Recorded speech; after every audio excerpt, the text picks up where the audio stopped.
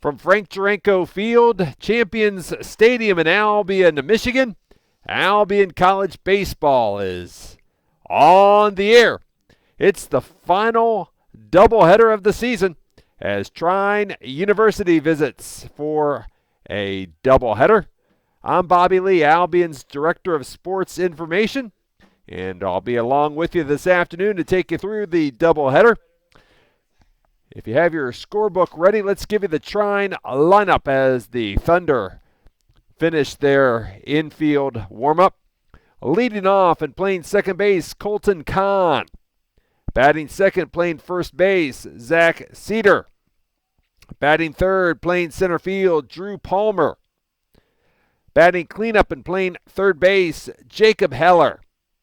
The designated hitter, he'll bat fifth, Robert Ross. The catcher, batting sixth, Kevin O'Malley. Batting seventh, playing right field, Chris France. Playing left field and batting eighth, Ben Pritchett. Batting ninth, the shortstop, Chase Hall. Pitching today for Trine University will be Ben Wheaton. So one more time for the Thunder. Kahn at second, Cedar at first, Palmer in center. Heller at third, Ross the DH, O'Malley catching. And the bottom third, France in right, Pritchett in left, Hall the shortstop with Wheaton on the mound. Ben Wheaton, the Trine starter today, 4-2 with a 3.80 ERA. And he has pitched 47 and a third this season. Greg Pershka, the head coach of Trine, he's in his 16th season. Quickly, we'll start the Albion lineup for you. Leading off, the shortstop, Joe Turnbull. Batting second, left field, Shane Lindeman. Batting third, playing first base, Jack Wyman. Batting fourth, the designated hitter, Jordan Finney. Batting fifth, playing second base, James Spilko. Batting sixth, playing right field, John Butler. Batting seventh, playing third base, Riley Stasiak. Batting eighth, the catcher, John Fleming. Batting ninth, the center fielder, Matt Burr. And pitching for Albion today will be Mitch Shedlowski. Trine has completed its infield warm-up. I'll mute the microphone for a minute, introduce the starting lineup to the crowd that is beginning to gather here at Champions Stadium. And we'll be back with you for the first pitch in a few minutes. You're watching Albion College Baseball.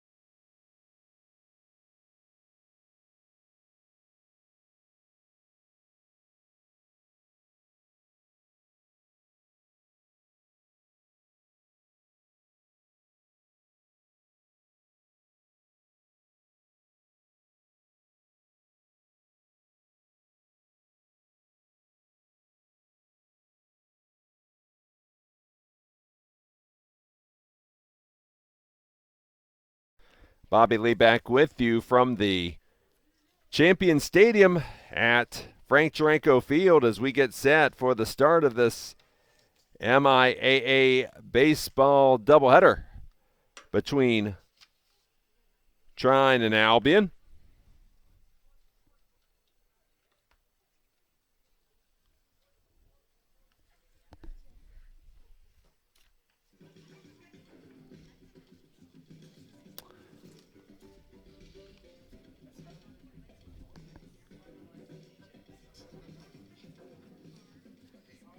Mitch Shedlowski, the sophomore from Waterford, will get the ball for Albion today. Shedlowski 4-2 on the year with a 4.06 ERA. He'll be making his 10th start of the season.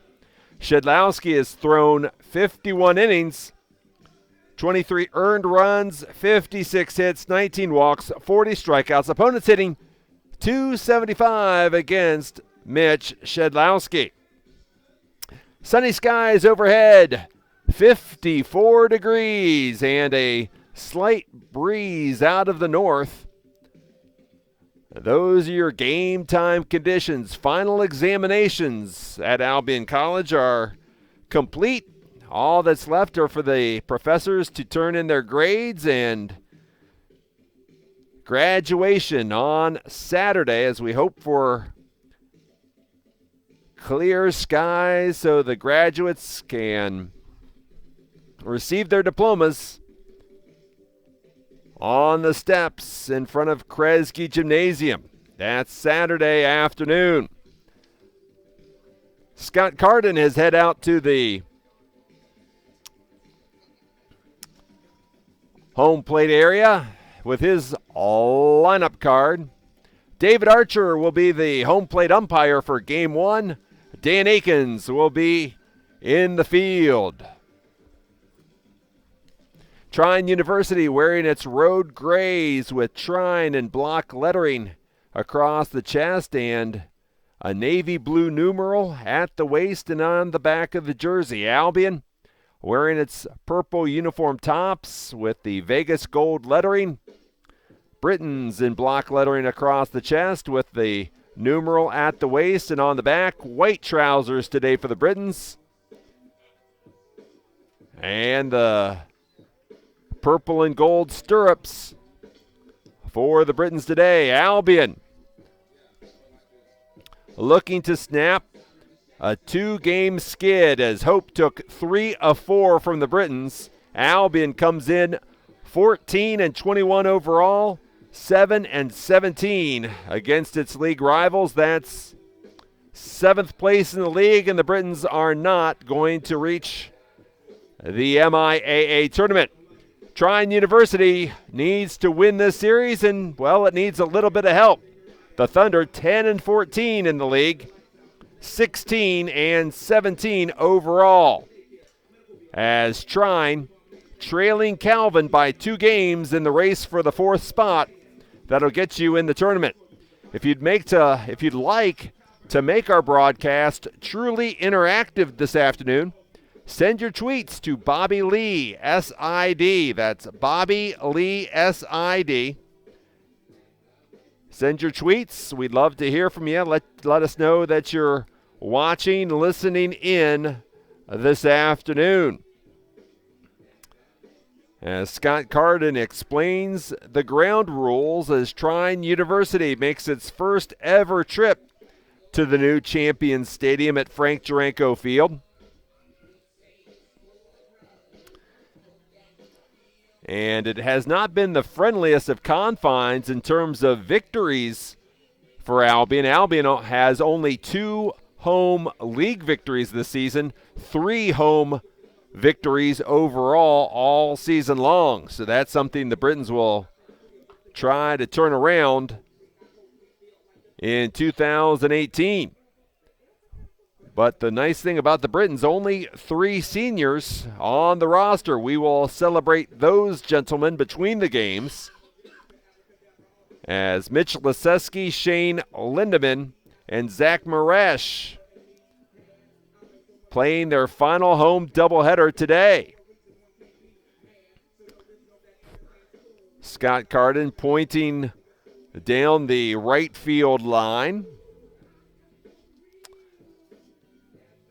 Our next broadcast will be tomorrow as the men's lacrosse team, the number 1 seed in the MIAA tournament, 3-time MIAA champion, hosts Olivet in a tournament semifinal.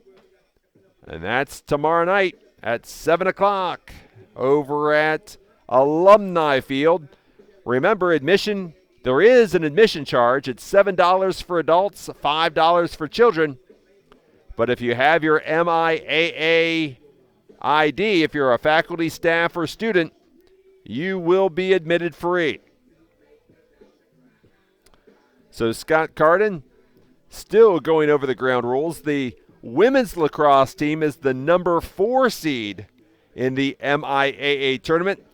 The Britons have a 5 o'clock game today at Calvin.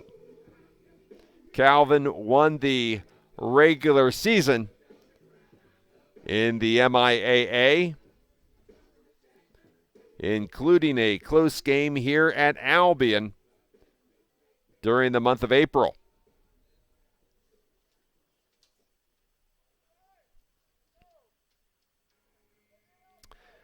Albion and Trine are scheduled to complete this baseball series Sunday with a doubleheader in Angola. Unfortunately, the weather not very favorable after today, and then Trine starts final examinations next week, so that is why this doubleheader got rescheduled for today. So the meeting is wrapping up. I'll introduce the lineups. We'll have the playing of the national anthem, and then we'll be back for the first pitch in just a few minutes.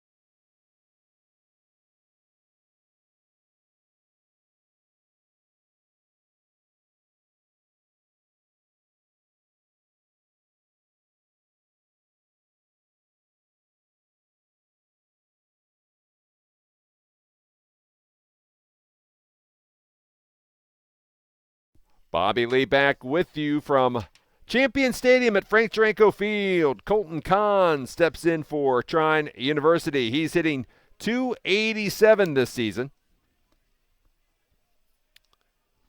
And the first pitch from Shedlowski is down low for ball number 1 as we start at 2:06 p.m. Colton Kahn has 37 hits in 129 at-bats, 4 doubles, a triple, 13 driven in. And the 1-0 pitch, there's a fastball down low for ball 2. Shedlowski working with first-year catcher John Fleming, a graduate of Lumen Christi in nearby Jackson, the 2-0. Ball 3 as Shedlowski trying to get me over fastball but missing. Shedlowski working quickly. The 3-0 is left outside and the leadoff walk on 4 pitches.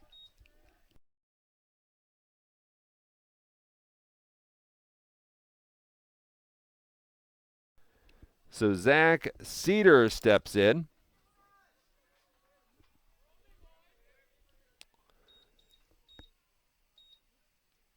And the first pitch is bunted in the air. But Jack Wyman and catcher John Fleming couldn't catch up to the pop-up in front of the Albion dugout on the first base side, strike 1. Zach Cedar, a senior from Saginaw. Cedar hitting .259 this season, 15 hits in 58 at-bats. A throw to first base chases Kahn back.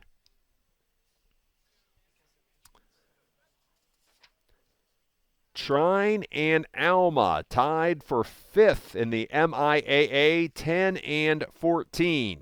Runner on the move, swing and a miss, and give Kahn the stolen base as John Fleming never received the pitch from Mitch Shedlowski. So it's an 0-2 count to Cedar with Colton Kahn standing on second base.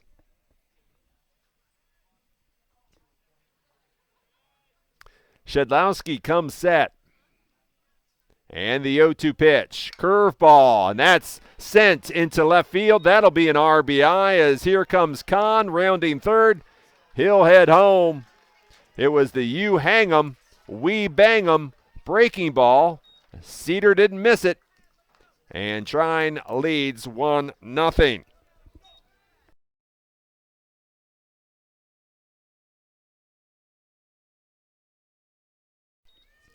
Drew Palmer, the center fielder, comes to the plate.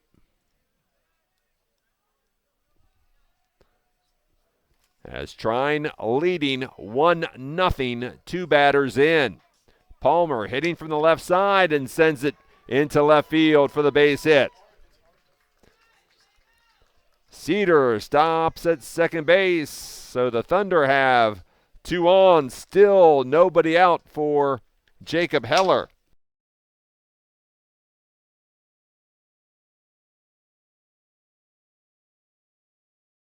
First baseman Jack Wyman comes over to talk to Shedlowski. A walk and 2 singles, and just like that, Trine on top of Albion. 1-0, nobody out as Jacob Heller comes calling. And Heller hit by the pitch as Heller was going to try to lay down a bunt, it looked like. And now the bases are loaded for the designated hitter, Robert Ross.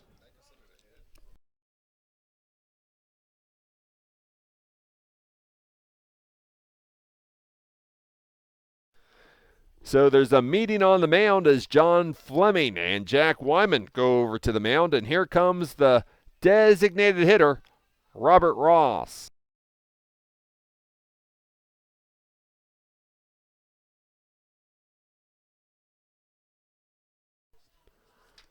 Robert Ross, a senior from Valparaiso, Indiana, hitting .348 this season.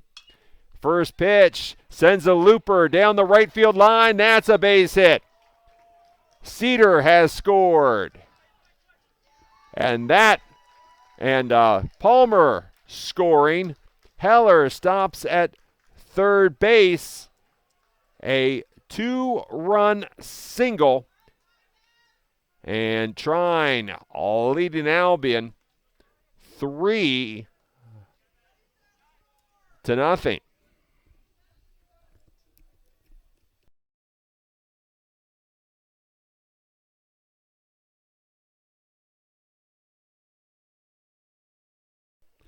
3-0. Trine on top of Albion. Still nobody out in the first inning. Kevin O'Malley, a junior. Runners on first and third as O'Malley leaves the pitch inside for ball one, and Albion has Andrew Fabry warming up in the bullpen. O'Malley, a junior from Commerce Township. O'Malley hitting .326 this season. Here comes head coach Scott Carden making a walk out to the mound.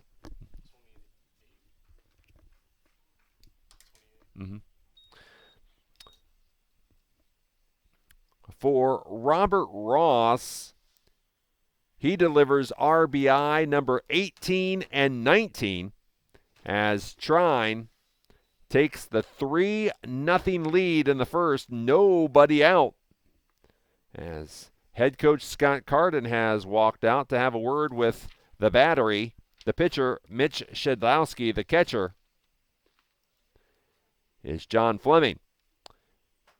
The MIAA Track and Field Championships start tomorrow in Grand Rapids. Go to MIAA.org for links to follow the action. And we can tell you the Britons have some of the top athletes in the league in several events, and we'll try to tell you about that as the afternoon goes on. But here's Kevin O'Malley. He bats, runners on the corners. The 1-0 pitch, a swing and a miss for strike one. Andrew Fabry warming up in the bullpen for Albion.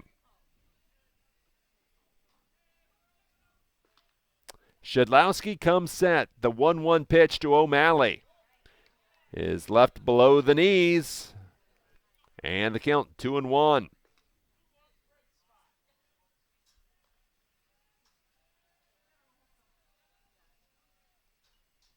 Shedlowski set, but he'll step off the rubber for a second. And now the 2-1 runner from first base is on the move, and that's a single into right field as Heller scores the RBI single by O'Malley to right field. And Trine leading Albion 4-0.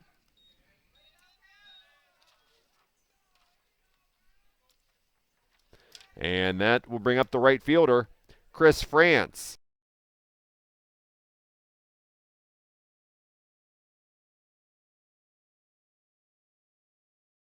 Trine has scored 4 runs on 4 hits. There has been a walk and a hit batter in the inning. Runners on first and third. Here comes Scott Carden to make the pitching change. So Andrew Fabry will take over on the mound when we return. You're watching Albion College Baseball.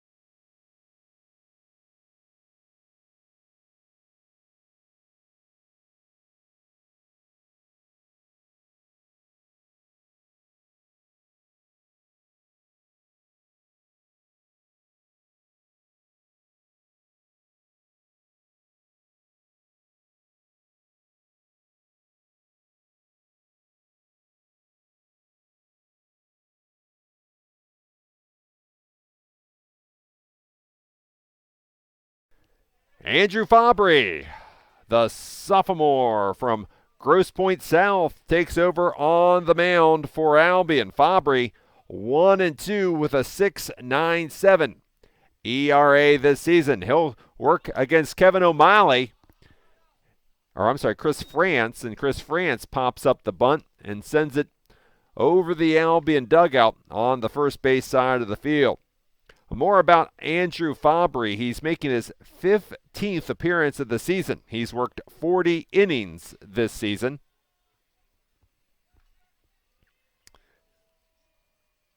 The 0-1 pitch to France is taken for ball one, low and away. Fabry has allowed 31 earned runs on 65 hits, 10 walks.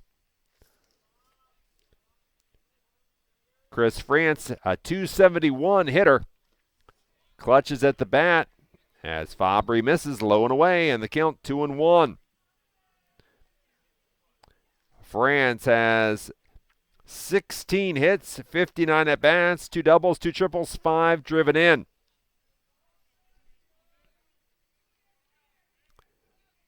The 2-1 pitch, fastball up. And John Fleming throws out O'Malley trying to steal.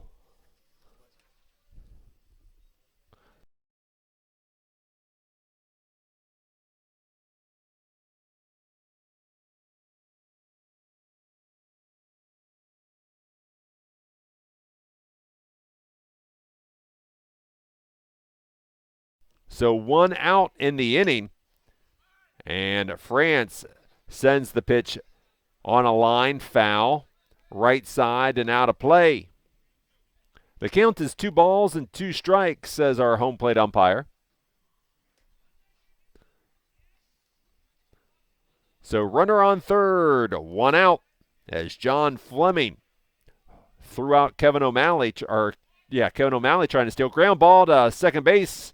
That will score Ross, 4-3 RBI, scoring Ross.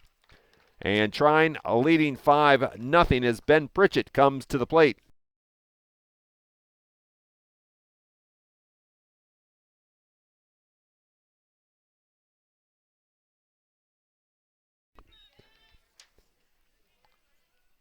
Ben Pritchett, a senior from Fishers, Indiana.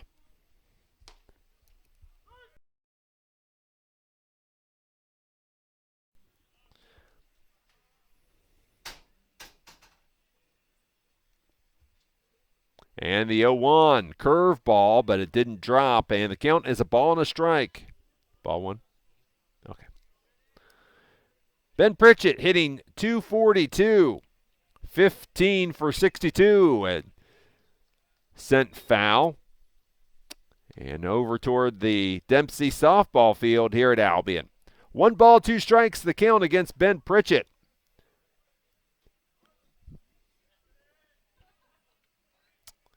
And the 1-2 pitch. Called strike 3, and that ends the inning.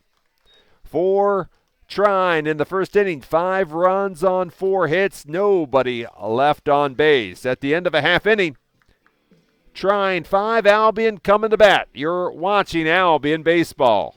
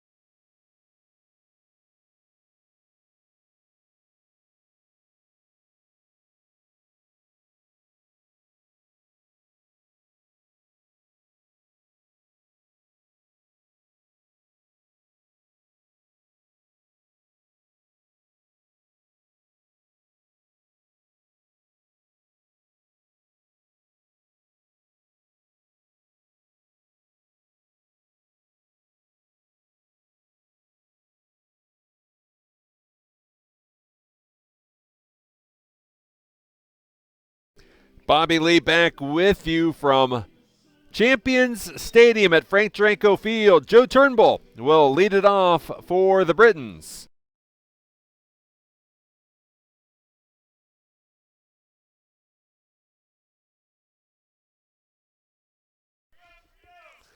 Joe Turnbull, a sophomore from Lake Orion, a team leading .373 batting average and 12 doubles. The first pitch from Ben Wheaton is left upstairs for ball one. Ben Wheaton, the Trine starting pitcher, a junior from Kalamazoo. The 1-0 pitch, fastball, and Turnbull got under it and sends it back to the screen behind home plate. Ben Wheaton 4-2 this season, a .380 ERA.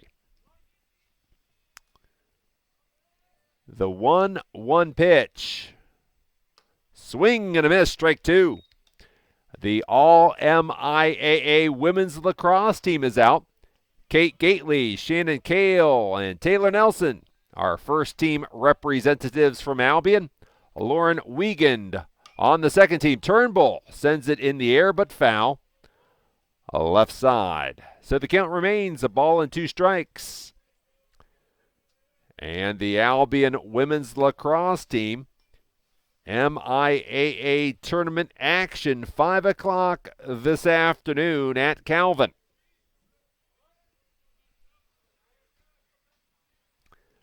The 1-2 pitch to Turnbull is sent a mile high in the air, calling for it. And making the catch is second base Colton Kahn. A 1 out for Shane Lindeman.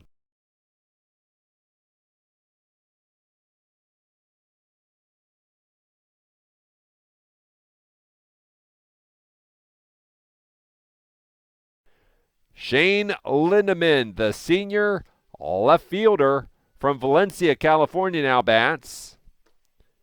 He'll take a fastball strike.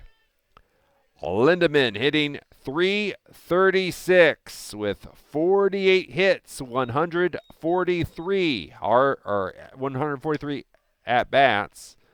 The pitch left high, and the count's even at a ball and a strike. Lindeman, 7 doubles, 15 driven in this season. The 1-1 pitch. Up the middle, gloved by the shortstop. But Lindeman beats out the throw. A base hit for Lindeman as Hall ranged behind the second base bag.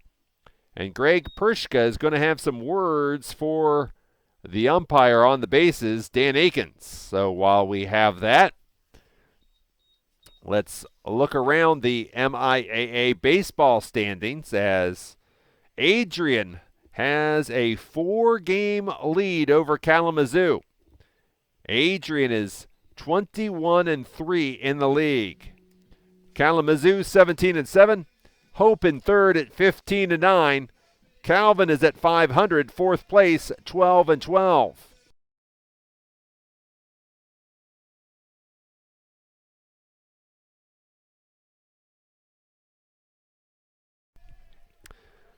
So first baseman Jack Wyman steps in with Shane Lindeman standing on first base.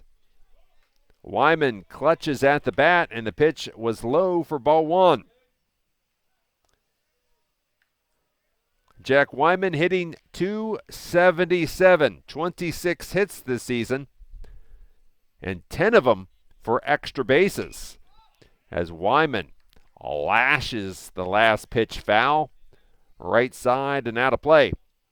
Wyman has 4 doubles, a triple, 5 home runs, and 23 RBI. The 1-1 pitch inside for ball two. Wyman from Bloomfield Hills, he's a member of the Reserve Officer Training Corps program at Western Michigan University. The 2-1, and that's over the head of third baseman Jacob Heller, out into left field. Albion has two aboard with one out as Jordan Finney comes calling.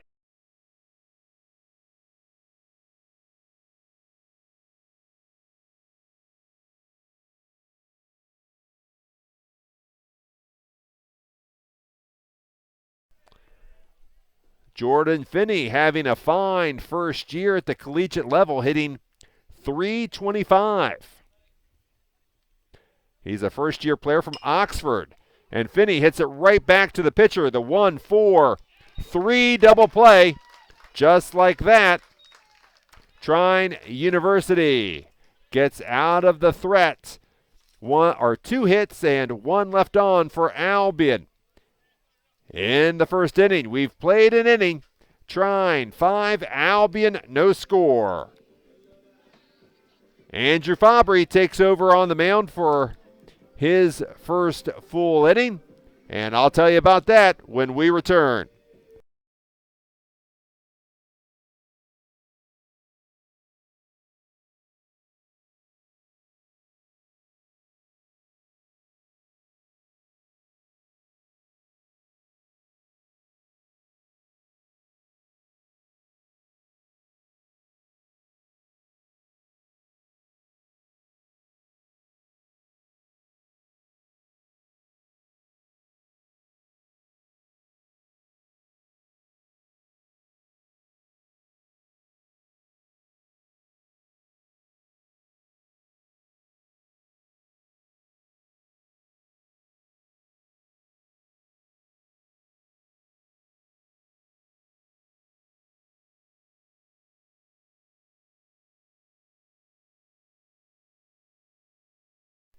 Bobby Lee back with you from Champions Stadium. Chase Hall, the number 9 batter in the Trine lineup, takes a strike from Andrew Fabry.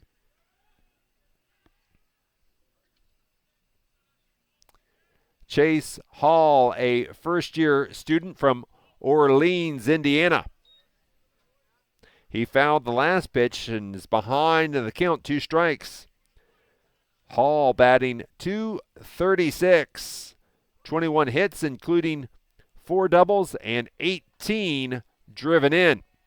The 0-2 pitch from Fabry, fastball off the end of the bat, knocked down by Wyman, and Wyman will take it himself 3 unassisted at first base. And the Thunder go back to the top of the order to Colton Kahn.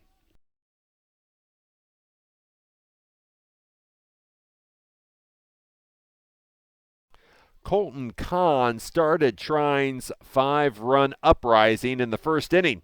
He walked and came around to score. And the pitch from Fabry. Fastball taken for strike 1. A light day on the MIAA calendar today. Just this baseball doubleheader and the women's lacrosse semifinal games as Kahn hits it on the ground to Turnbull at shortstop. Turnbull strong throw, 6-3 the putout, 2 outs, and the first baseman Zach Cedar comes to the plate.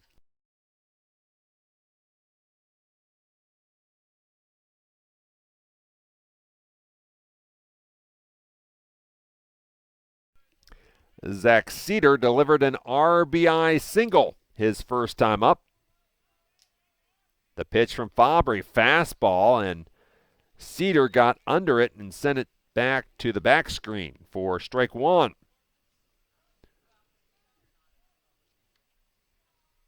Mitch Shedlowski was Albion's starting pitcher today, but he didn't last long. The 0-1. Looked like a breaking ball. Slow roller to Turnbull at short. Strong throw, 3 up and 3 down as Andrew Fabry comes in and pitches an effective second inning. James Spilko will lead it off for Albion when we return in the bottom of the second. It's Trine 5, Albion no score.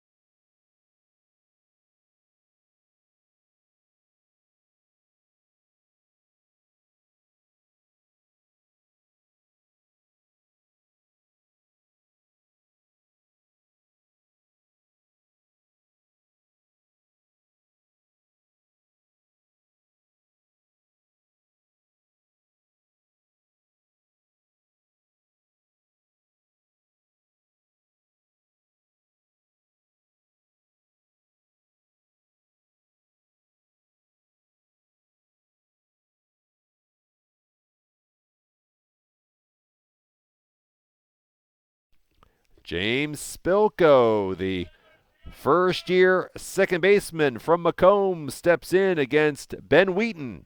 Bottom of the second. Albion trailing 5-0. Spilko hacks at the first pitch and sends a lazy fly ball to right field, but now the right fielder comes in and drops it. Error. I'll be out.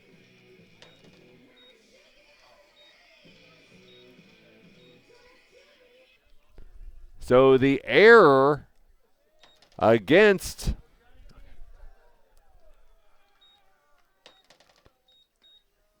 there you go.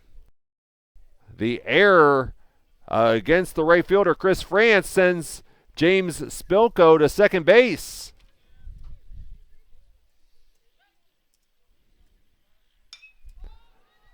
And John Butler sends a pop-up down the right field line, but the first baseman, Zach Cedar, tracks back and makes the catch. So one down for Riley Stasiak.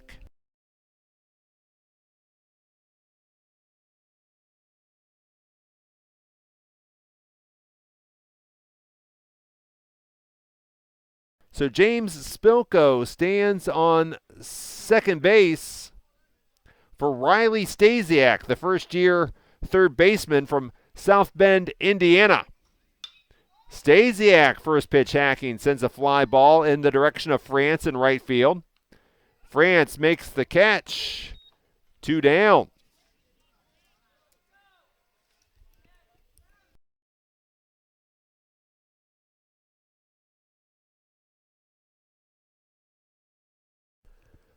John Fleming, the first-year catcher from Jackson, steps in. Fleming hitting .357 in limited action this season. Fleming takes a strike. Fleming is 5 for 14 at the plate, 2 runs batted in. Fleming has also drawn 4 walks and has been hit by a pitch twice to raise his on-base percentage to .550. The one-strike pitch is left down low for ball 1. Don't forget, if you'd like to make our broadcast truly interactive today, send your tweets to Bobby Lee, SID. And a nice catch by Quay Burks on the program that started to blow away as Spilko must have swung at the last pitch, and now it's 1-2 with 2 out. James Spilko led off the inning by sending a fly ball into right field, but it was dropped by Chris France, and Spilko ended up on second base, but the last 2 batters have flied out to right. The 1-2 left inside, and the count is 2 balls and 2 strikes. In the MIAA Women's Lacrosse Tournament, it's Albion at Calvin. Hope is at St. Mary's tonight. The 2-2 pitch, fastball. Stasiak hits a ground ball to third. Strong throw by Heller. Zach Cedar applies the tag as Fleming was coming by. 1 error, and Spilko was left at second base. So we played 2 complete. It's Trine 5, Albion no score. You're watching Albion baseball.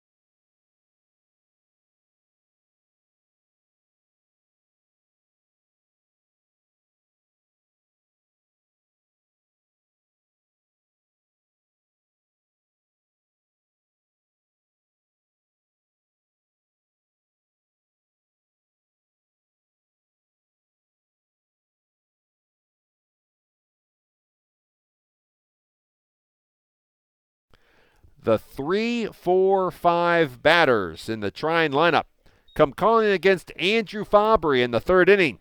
Trine leading Albion 5-0. Trine scoring all 5 in the first. Palmer sends a ground ball to Jack Wyman, and Wyman takes it himself, his second unassisted putout of the game. And Jacob Heller, he was hit by a pitch his first time up. He'll be the batter.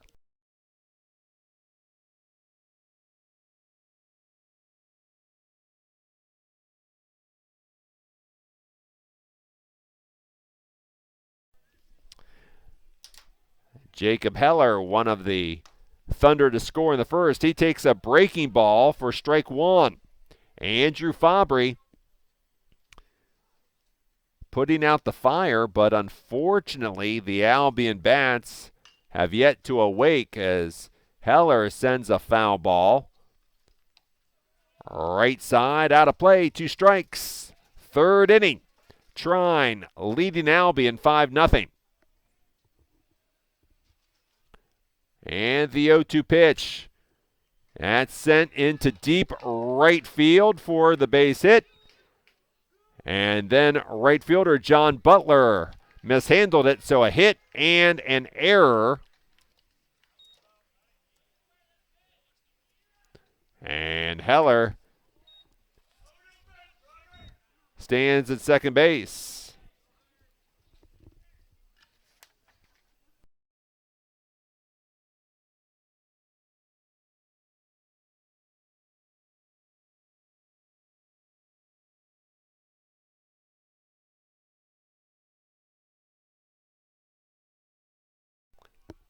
So Robert Ross now batting. He takes a strike.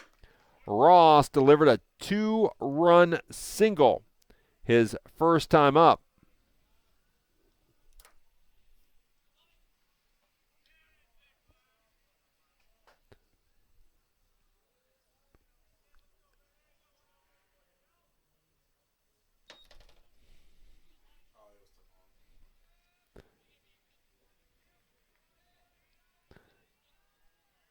And the 1-strike pitch. Just missing the knees, and the count is 1-1.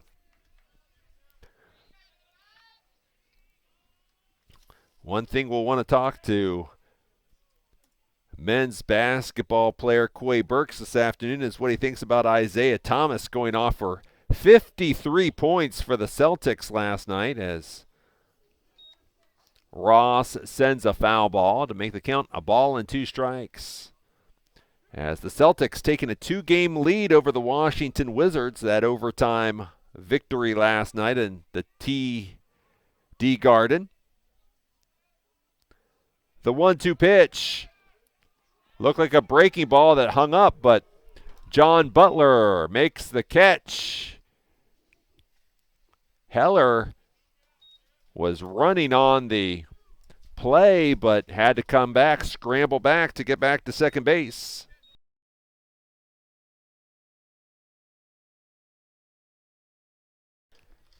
Kevin O'Malley had an RBI single his first time up. He bats with 2 out and a runner on second base. The runner on second base is Jacob Heller. Fastball called strike, low and away. Tonight in the NBA playoffs, a pair of game 2s as Toronto is in Cleveland, Houston in San Antonio.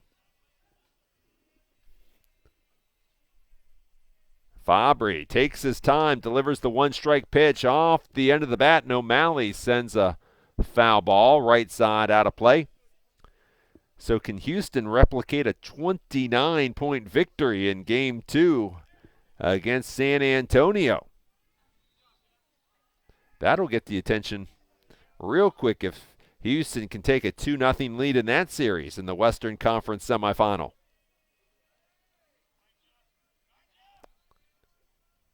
The 2-strike pitch as O'Malley hit it off the end of his bat and sends a single to right center for the RBI. Heller scoring, and Trine leading 6-0.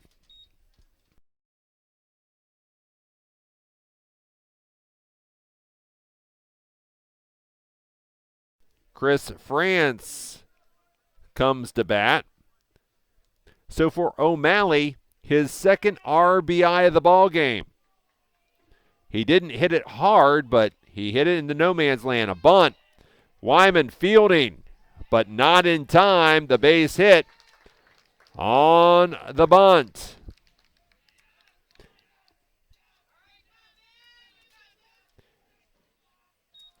So the inning continues for Ben Pritchett, the left fielder who struck out his first time up.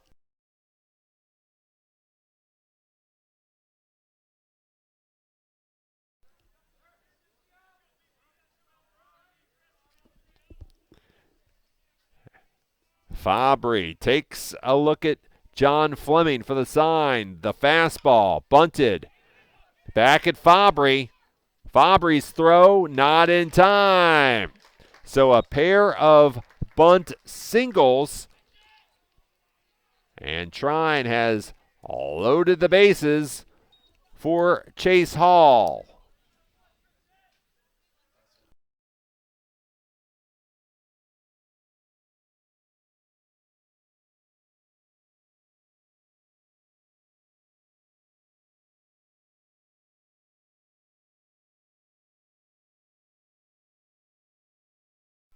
Chase Hall bats with the bases loaded. The fastball on the outside corner for strike one.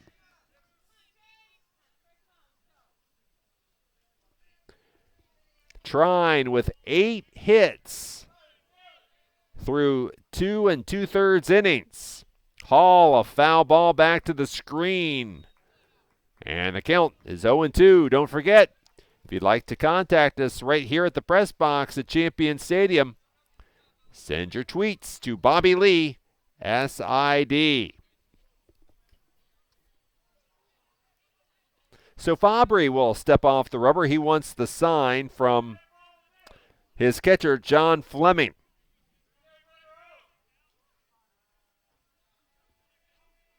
And the 2-strike pitch. Breaking ball, but it stayed up high for ball one. And that has been a problem for Albion this afternoon, has been leaving those pitches up.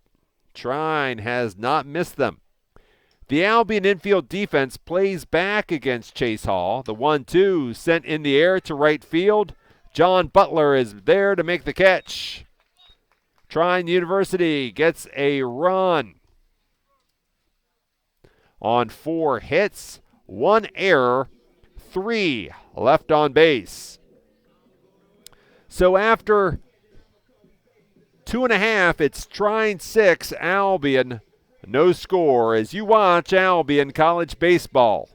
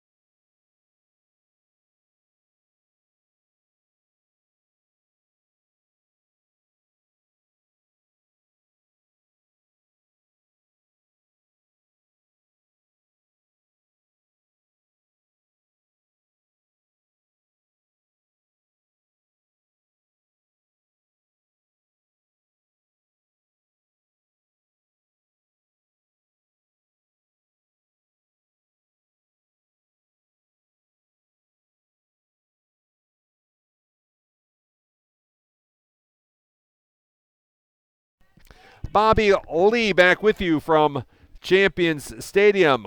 9-1-2 in the Albion order. Up against Ben Wheaton, Matt Burr, the Center fielder leads it off and sends a screamer past third baseman Jacob Heller as Albion gets the single through the left side to bring up Joe Turnbull.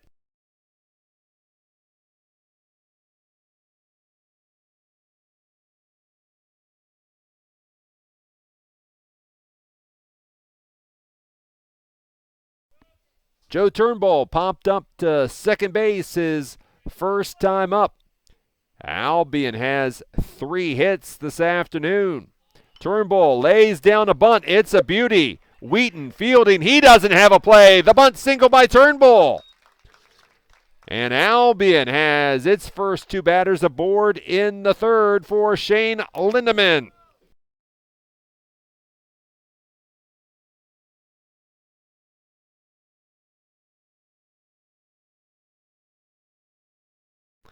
Lindeman singled his first time up, but failed to score as Albion hit into a double play to end the first inning. Albion 2 on with nobody out in the third, trailing 6-0. Lindeman takes a fastball outside for ball 1.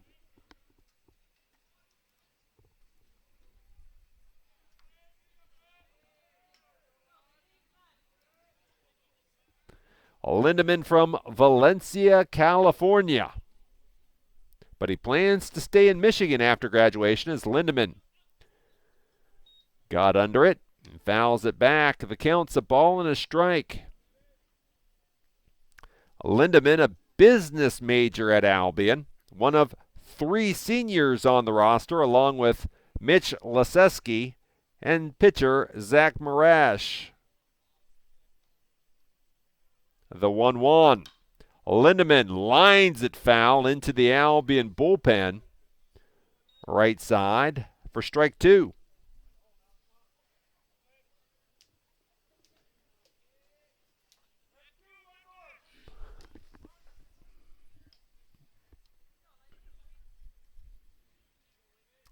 So Wheaton comes set. The 1-2 pitch, fastball, low and away, and the count's 2 balls and 2 strikes.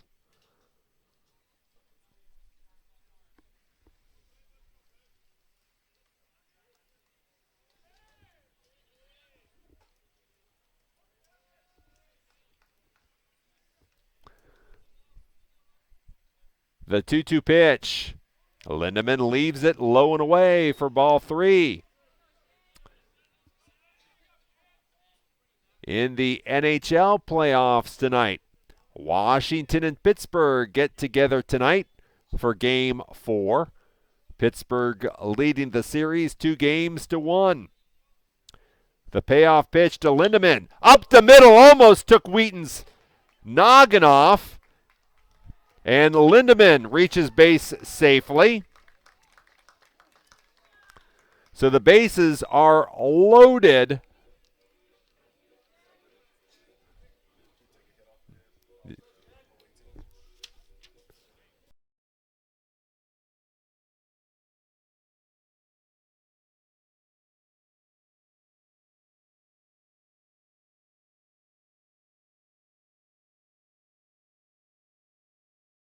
So Greg Prishka makes a walk out to the mound, and here comes the athletic trainer as the Thunder give attention to pitcher Ben Wheaton, as that was a hard-hit ball off the bat of Shane Lindeman.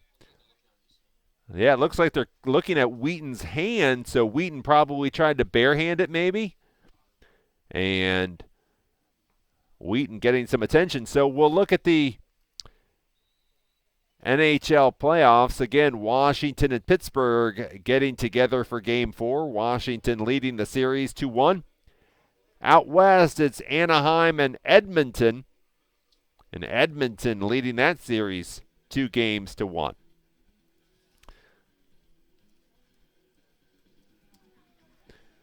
Ben Wheaton stands on the mound, and it looks like Thunder coach Greg Prishka and the athletic trainer want Wheaton to make some warm-up throws before he faces Jack Wyman.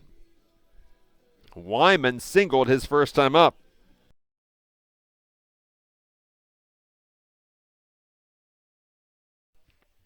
Jack Wyman trying to add to his total of 23 RBI. That's third most on the team. Wyman bats with the bases loaded. Matt Burr, Joe Turnbull, and Shane Lindeman singling here in the inning. Nobody out. Wyman leaves the pitch low and away for ball one. And these are games Trine needs to stay in contention for the MIAA tournament. Trine right now on the outside looking in. Wyman taps it fair. The catcher fielding. And Matt Burr slides in safely under the tag of Ben Wheaton. Trine arguing the play. Here comes Greg Pershka. And Jordan Finney will be the batter. It's a 6-1 game. Bases loaded, still nobody out.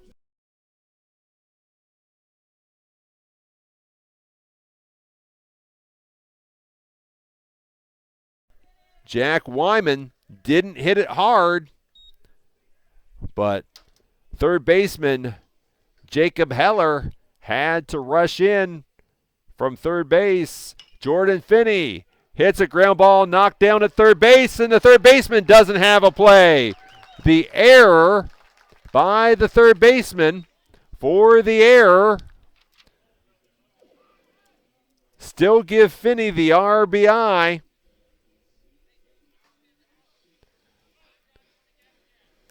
Turnbull scores at 6-2 as James Spilko comes to the plate. Yes.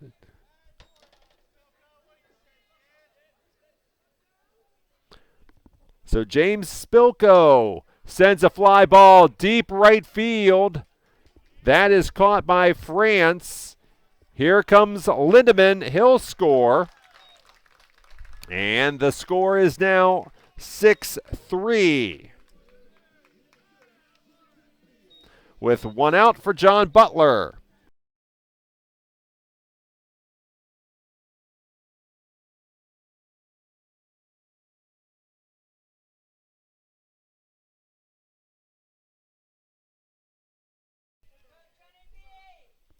John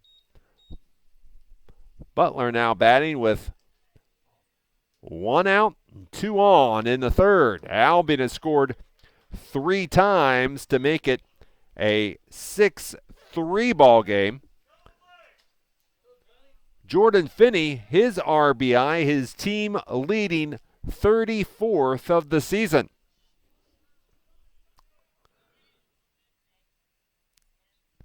Butler showed bunt. The pitch was well high. And the count's a ball and a strike to the Albion right fielder who popped up in foul territory to first base his first time up. Jack Wyman, the runner at second. Jordan Finney at first base, the 1-1. There's a breaking ball called strike in the count. It's a ball and 2 strikes.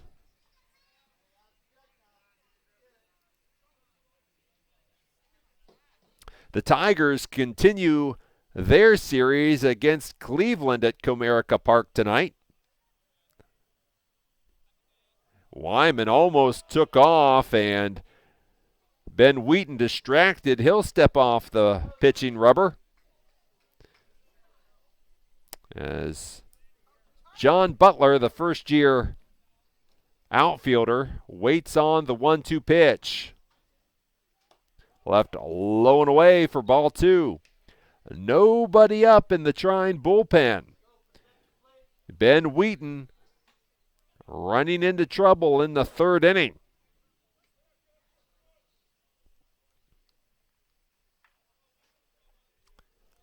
Wheaton comes set. The 2-2. Ground ball to short. And the shortstop can't make the throw. The error charged to the shortstop. All hands are safe. Albion has the bases loaded with one out for third baseman Riley Stasiak.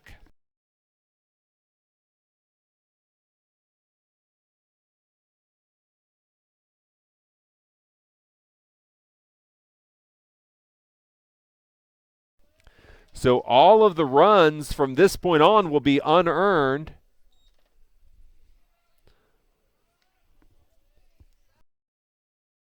Riley Stasiak sends the first pitch on the ground, foul, third base side for strike one. Stasiak fly to right his first time up. Albion scoring 3 times in the inning. The one-strike pitch called strike 2, inside corner and at the knees. Nice location there by Ben Wheaton. Jack Wyman, the runner at third. Jordan Finney at second. John Butler at first base. The 0-2. Stasiak. Fly ball deep center field. Running back is the center fielder Drew Palmer, but he hauls it in. But that's good enough for a sacrifice. As Finney advances to third, Wyman scoring. And your score is 6-4 as John Fleming, the catcher, comes to the plate. So a 4-run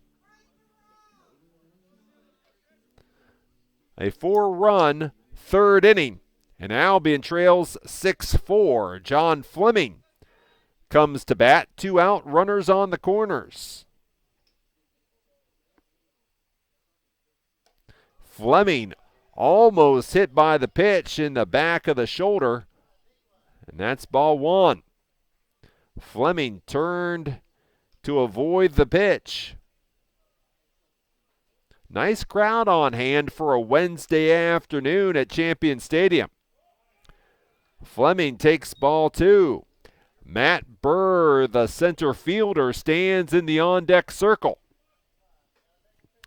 Albion scoring 4 to make it a 6-4 game in the third inning. Trine scored 5 times against Albion starter Mitch Shedlowski in the first. The 2-0 pitch. Swing and a miss as Albion has the double steal on. And Albion gets the stolen base for Jordan Finney.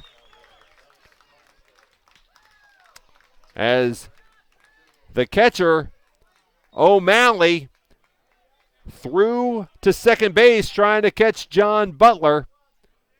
And then the throw home was late as Jordan Finney comes to score, and it's a 6-5 ball game.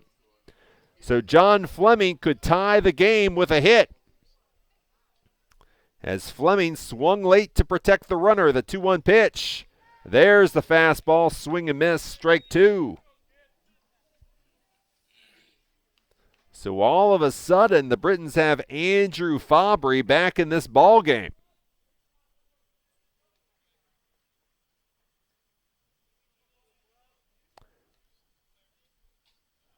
The 2-2.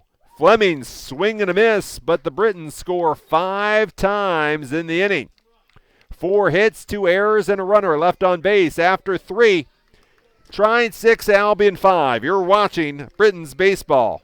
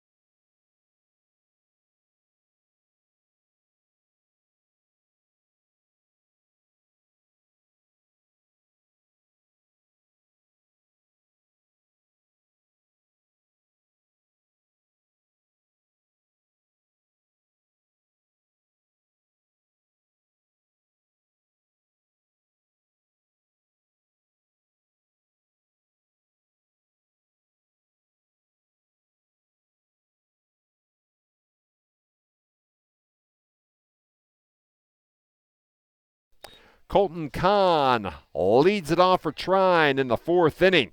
So it's the top of the Thunder order against Andrew Fabry. Kahn is 0 for 1 with a walk. He takes a first pitch strike, a fastball from Andrew Fabry. That pitch is left outside, and the count is a ball and a strike. Mitch Shedlowski was Albion's starting pitcher today, and he did not record an out. In his final line, 5 runs on 4 hits, a walk. He also hit a batter. As we await a 1-2 pitch to Colton Kahn. Lifted foul. Left side, Riley Stasiak made chase for about 5 steps, and the catcher, John Fleming, let him know the ball was going to get out of play.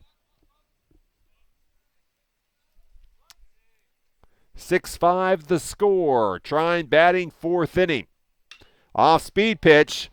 Line drive just over the head of a leaping shortstop, Joe Turnbull, into left center. That is the 9th hit of the game for Trine. And now batting is the first baseman, Zach Cedar.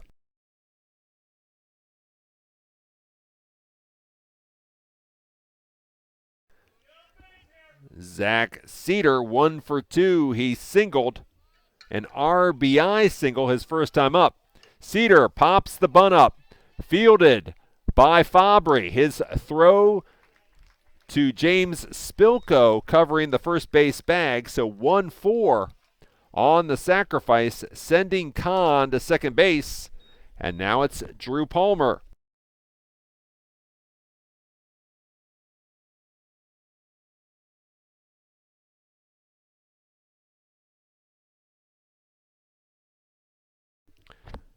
Drew Palmer is 1 for 2. He has singled and he's grounded to first base. And grounded first base, but foul for strike 1. So the Tigers have won 3 in a row.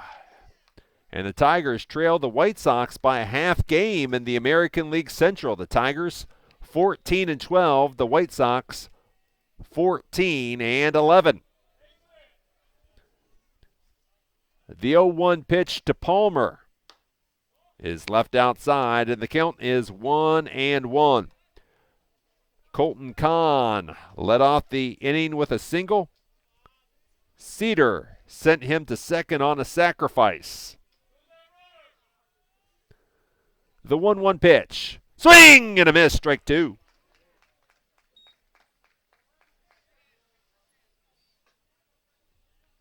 Fabry has 1 strikeout today. That was to Ben Pritchett back in the first inning.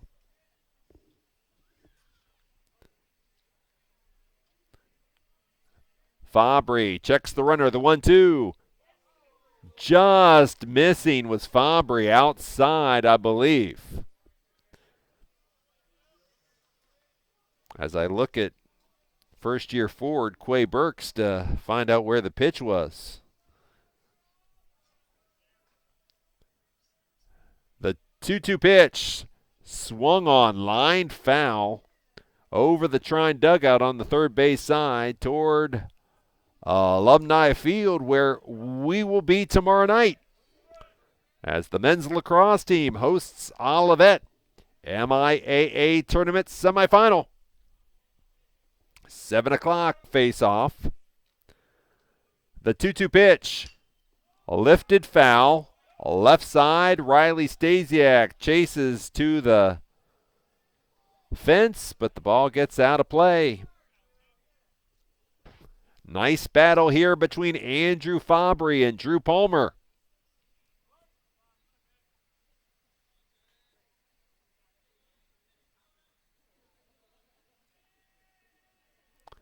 The 2-2 pitch, but Fabry will spin and look at Colton Kahn, the base runner at second base.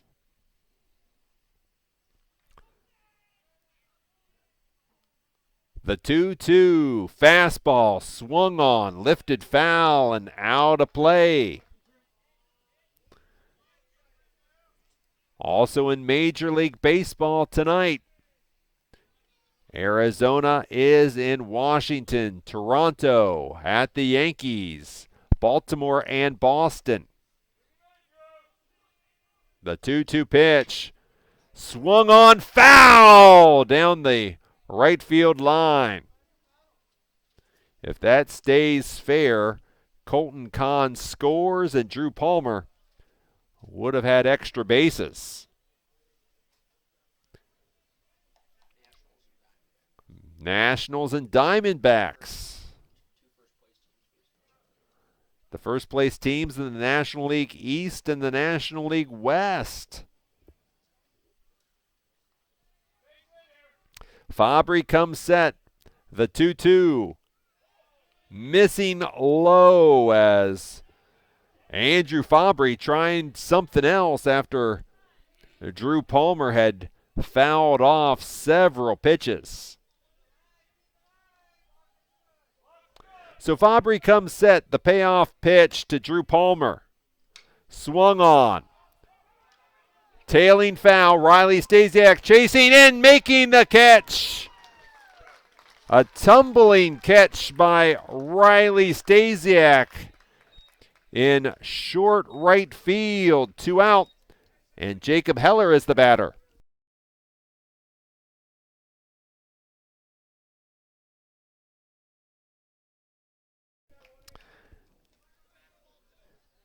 Jacob Heller is 1 for 1. He's been hit by a pitch, and he has singled.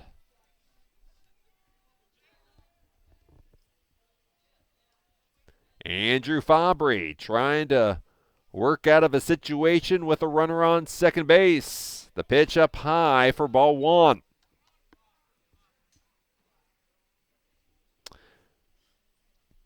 With his RBI in the bottom of the third, Albion first-year catcher Jordan Finney has 34 runs batted in this season. The pitch, a called strike. Finney needs 1 more RBI in any of the final 3 games to tie for 5th most RBI in a single season at Albion. As Fabry will step off the rubber.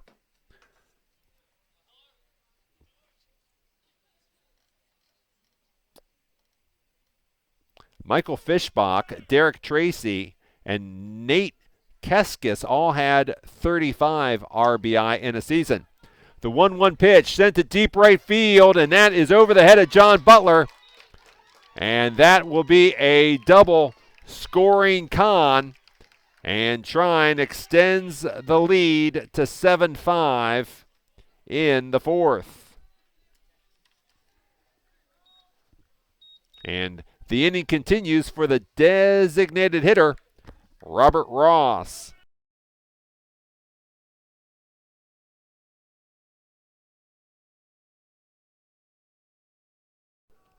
Robert Ross had a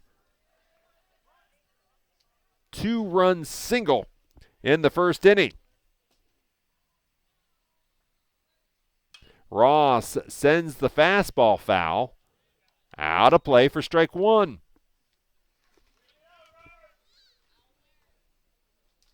Trine 7, Albion 5 in the 4th inning.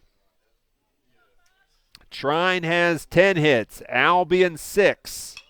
Ground ball back to Fabry. His throw to Wyman to get the 3rd out of the inning. But Trine scores 1 on 2 hits and leaves a runner on base. After 3.5, it's Trine 7, Albion 5. You're watching Albion Baseball.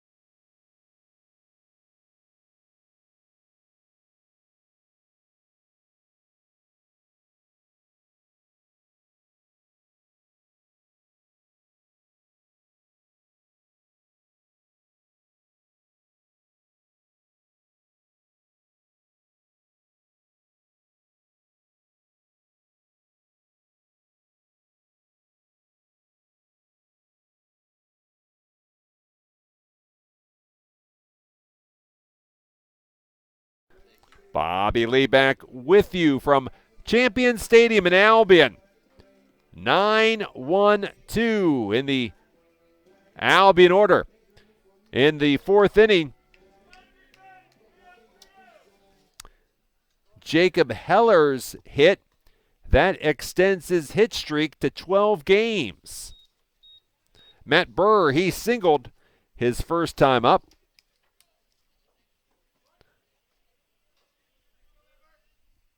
And the pitch.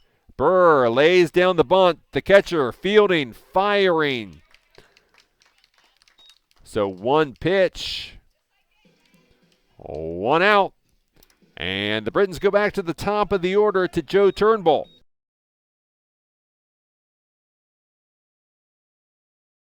Joe Turnbull laid down a bunt single his last time up. He's 1 for 2 in the ball game. Albion has 6 hits. The pitch is outside for ball 1.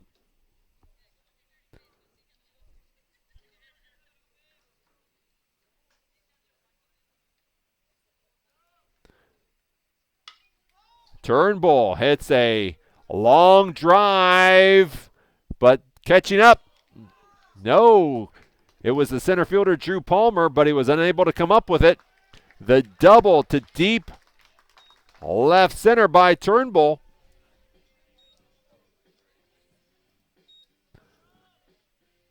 And the Britons will bring the tying run to the plate, Shane Lindeman.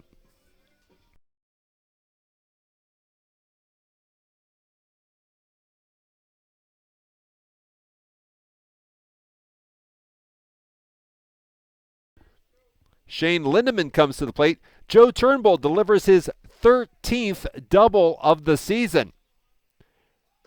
And that ties him for third most in a season at Albion, along with Michael Fischbach in 2014 and David Seals in 2005.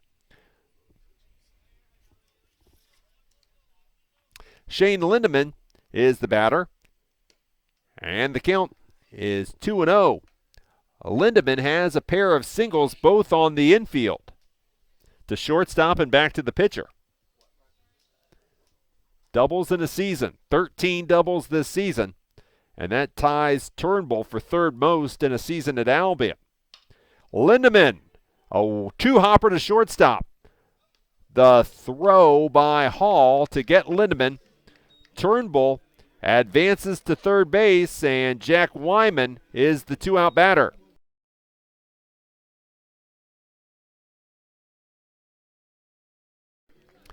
Jack Wyman has a pair of singles, one of them for an RBI. The pitch from Wheaton as Wyman clutches the bat. The pitch, a called strike. Don't forget, if you'd like to contact me here at the press box, send your tweets to Bobby Lee, SID. Wyman got under the pitch, and he sends it foul to the screen for strike 2. Wyman was jammed by the last pitch. Wheaton did a nice job of coming inside. The outfield goes about 400 deep in center, I believe, as Wyman sends a fly ball to right. And France should haul it in. He does. Albion got a double from Joe Turnbull, but the Britons fail to score. 7-5 Trine leading Albion after 4 innings.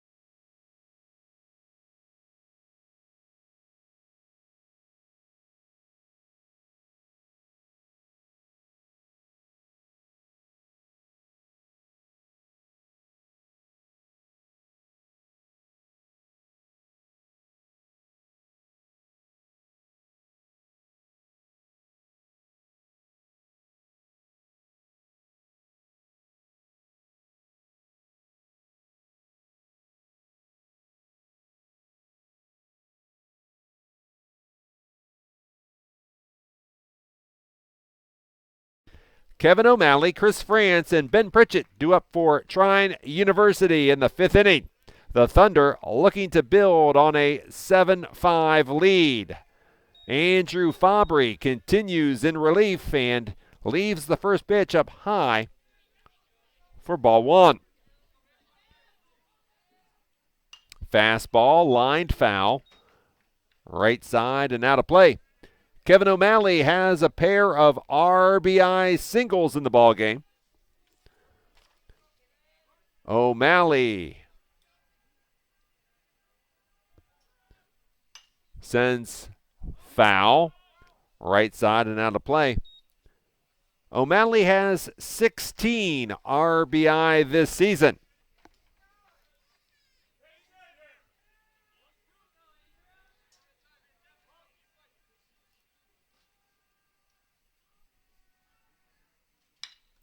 Ground ball to Turnbull at short. He gets the nice hop and the throw, and Albion retires Kevin O'Malley for the first time in the ball game.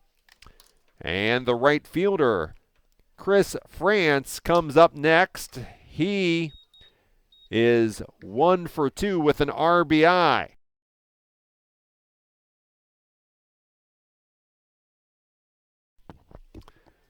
Chris France, a bunt single. His last time up.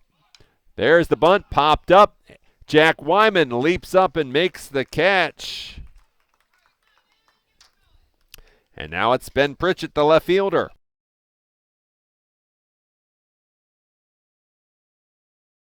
Ben Pritchett is 1 for 2, a strikeout and a bunt single. 2 out in the Trine 5th inning. Albion trailing 7-5. Trine scored 5 times in the first inning. Strike 1 called on the outside corner. Trailing 6-0, Albion scored 5 times in the third. The 0-1 fastball left downstairs, and the count's even. And a ball and a strike.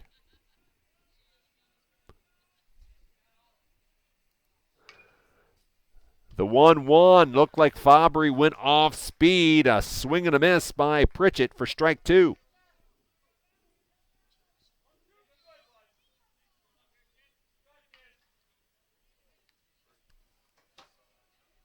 The 1-2 pitch. Fastball left low and away, and the count's even. 2 balls and 2 strikes.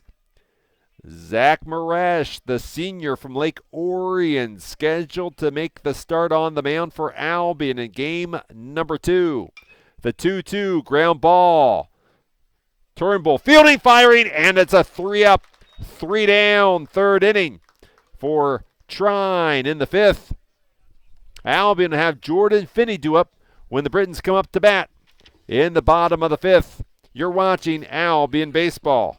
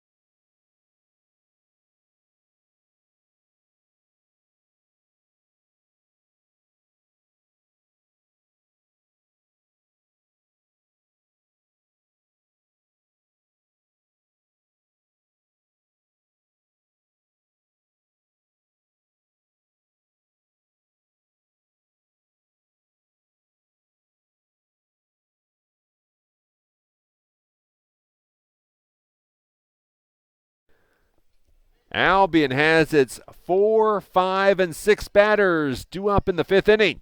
Jordan Finney, James Spilko, and John Butler come to the plate.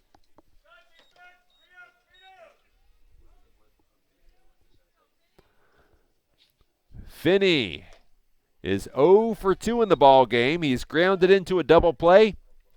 He also reached on an error for an RBI. The 1-strike pitch by Ben Wheaton. A two-hopper to second baseman Colton Kahn, the throw. And Finney, a sharply hit ground ball to second base, but Colton Kahn was there to make the out.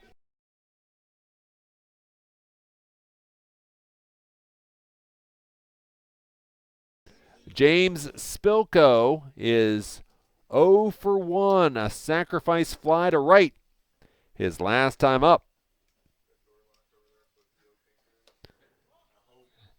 And Spilko leaves the first pitch upstairs for ball one as we welcome Travell Oaks into our press box. The 1-0 pitch is sent in the air, right side and out of play, and the count is a ball and a strike. Bottom of the fifth inning. Trine leading Albion 7-5. For Trine, it's 7 runs on 10 hits, 3 errors. For Albion, 5 runs, 7 hits, and an error. The 1-1 pitch to Spilko. Tapped foul for strike 2.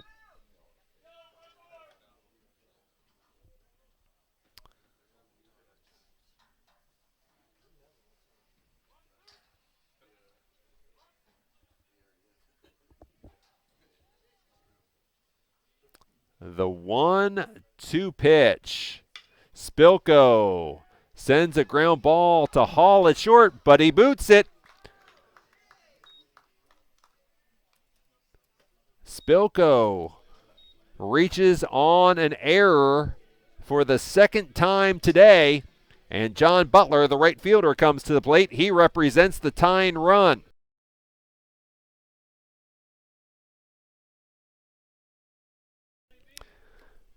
John Butler has popped up in foul territory to first base. He's also reached on an error. He represents the tying run. He sends a single to right center. And Albion brings the go-ahead run to the plate. And that'll be Riley Stasiak, the third baseman.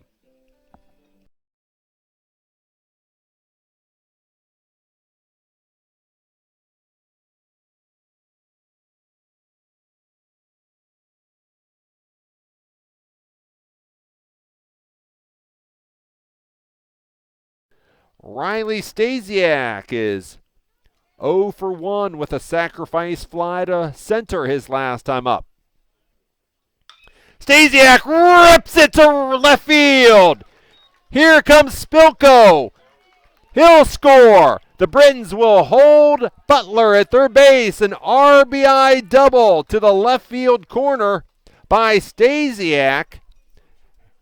And the Britons trail 7-6. And here comes Greg Pershka out of the dugout on the third base side of the field. Spilko scores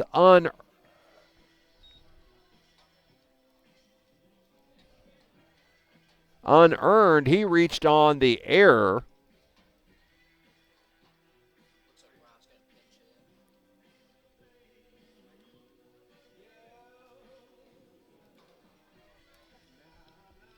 And the Britons will have a pinch hitter.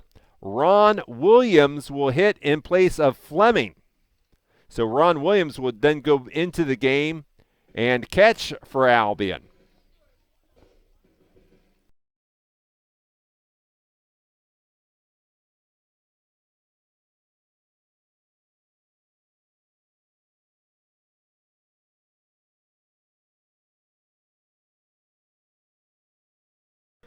So Ron Williams will bat.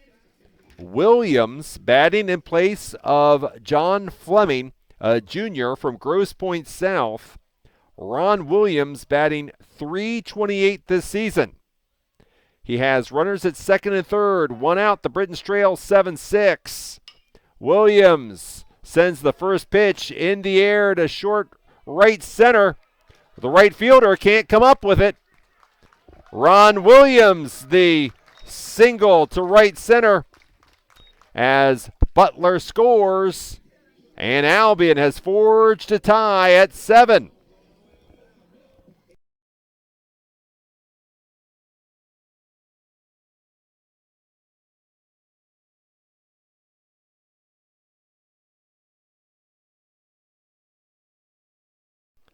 Matt Burr, number 7, is 1 for 2 in the ball game. He bats with runners on first and second with 1 out. Matt Burr clutches at the bat and takes a strike. Riley Stasiak, the runner at second. Ron Williams at first. Trine does have a man warming in the bullpen.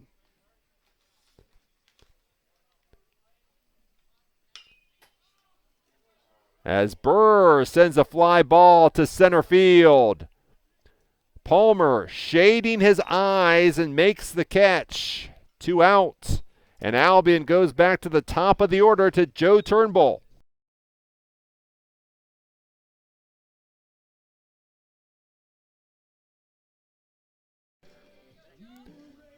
Quay Burks is offering up a home run. He says that would be good in this situation. Right now, the Britons will take anything to take the lead for the first time today. The Britons have trailed all day. The Britons scoring 2 here in the 5th to forge a 7-7 tie.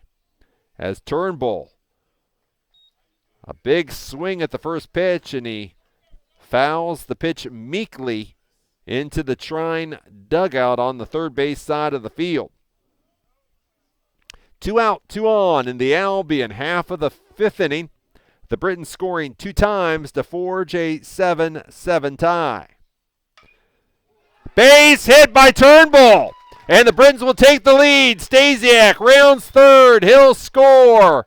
A play at third as Williams slides in safely. The double by Turnbull. And Albion takes an 8-7 lead in the 5th inning. As Joe Turnbull, 2 doubles today.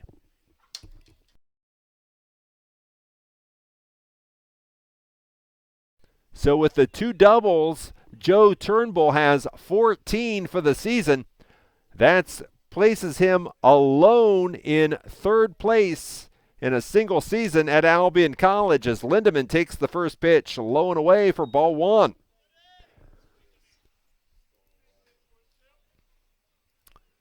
And Joe Turnbull trails Brad Brown by 1 for 2nd most doubles in a season at Albion. Lindemann, base hit to right.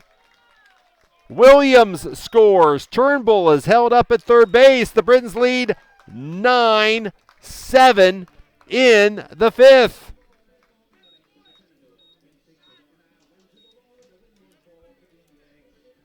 And this brings up Jack Wyman.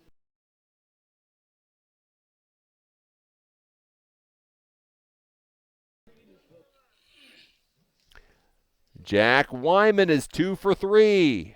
A pair of singles, a fly ball to right, an RBI today by Wyman. He bats with runners at the corners and 2 out. Turnbull, the runner at third. Lindemann at first. The pitch is left outside for ball 1. Trine does have a man warming up in the bullpen.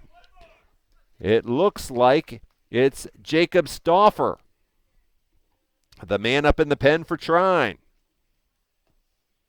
The 1-0 pitch. Wyman, ground ball to third base. Heller knocks it down. The throw across the diamond in time. But Albion scores 4 times on 5 hits.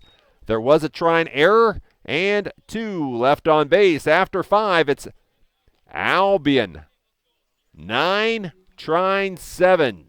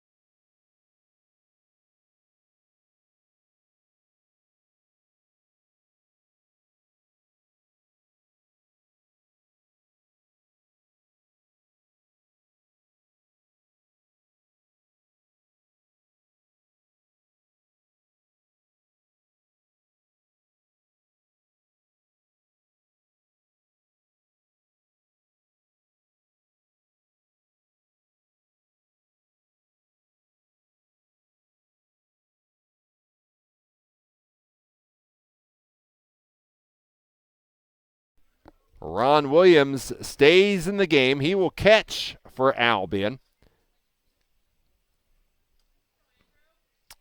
Chase Hall will lead it off for Trine in the 6th inning against Andrew Fabry. Fly ball to right. John Butler hauls it in. 1 pitch, 1 out for Trine in the 6th inning. So the Thunder go back to the top of the order to second baseman Colton Kahn.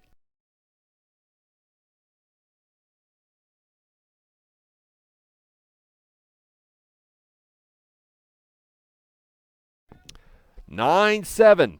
Albion on top of Trine in the 6th inning. The breaking ball stayed high, and the count's a ball and no strikes to Colton Kahn. He's 1 for 2 in the ball game. He singled his last time up. Fastball low and inside for ball 2. Looks like Steven Scott might be throwing up in the Albion bullpen. The 2-0 pitch, and that misses high for ball 3.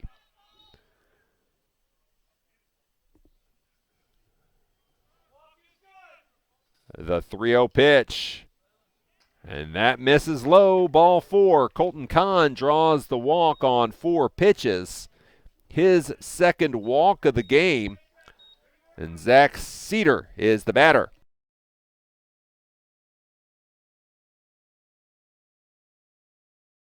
Zach Cedar 1 for 2. He laid down a sacrifice his last time up. 1 out, runner on. Strike at the knees.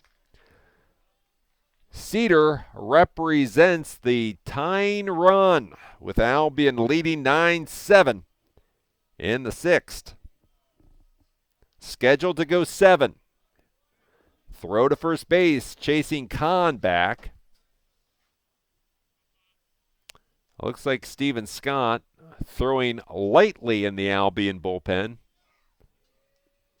The 1-strike fastball, grounded. Shortstop Turnbull to Spilko for 1. And the relay throw. Not in time. Fielder's choice for Cedar. Kahn is out at second. 2 down. Drew Palmer, the center fielder, is the batter.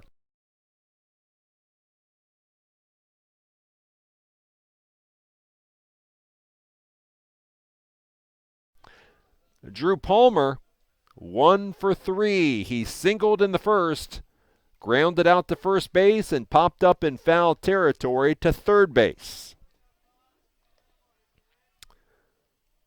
And the pitch.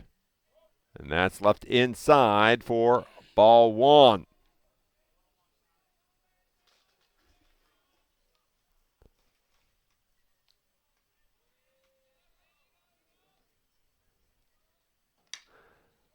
That's hit hard to center. And that's over Matt Burr's head to the fence. Here comes Cedar. He will score the double to the fence and center by Palmer. And Palmer got every bit of that pitch by Andrew Fabry. And it's a 9-8 ball game as Palmer hit that a ton.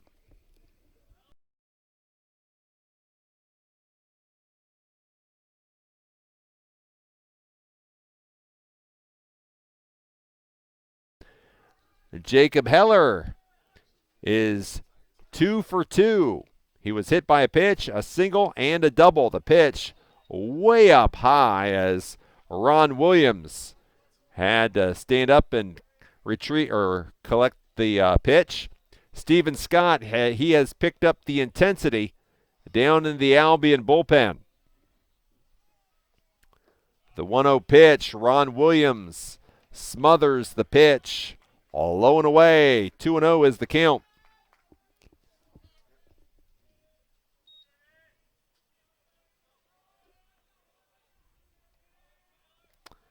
Fabry will spin off the mound, chasing Palmer back to second base. Albion has 12 hits in the game, Trine 11. The 2-0 pitch. Foul. First base side and out of play, and the count 2 balls and a strike.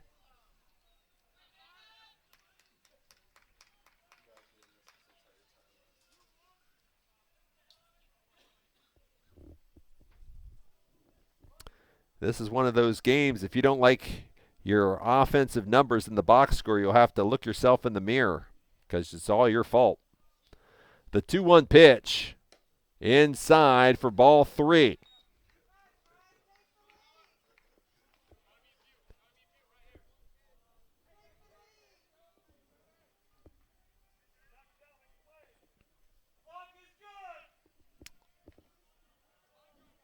The 3-1 pitch as Fabry again spins off the rubber. Steven Scott should be close to ready down in the bullpen for Albion should Scott Carden call upon him. The 3-1 fouled back to the screen. Albion would love to get this last out and get back to the bat rack looking for some insurance runs in the bottom of the 6th. And also to give the ball over to the bullpen for the 7th. Give Steven Scott a clean inning to work with as Ron Williams has gone out to talk to Andrew Fabry. And Ron will come back. So far, game number 1 is an hour and 36 minutes old. Beautiful sunlight overhead. The 3-2 fastball sent in the air. Right field. And along the line, John Butler makes the catch, and Albion will take a 9-8 lead to the final inning. A run, a hit, a runner left on base.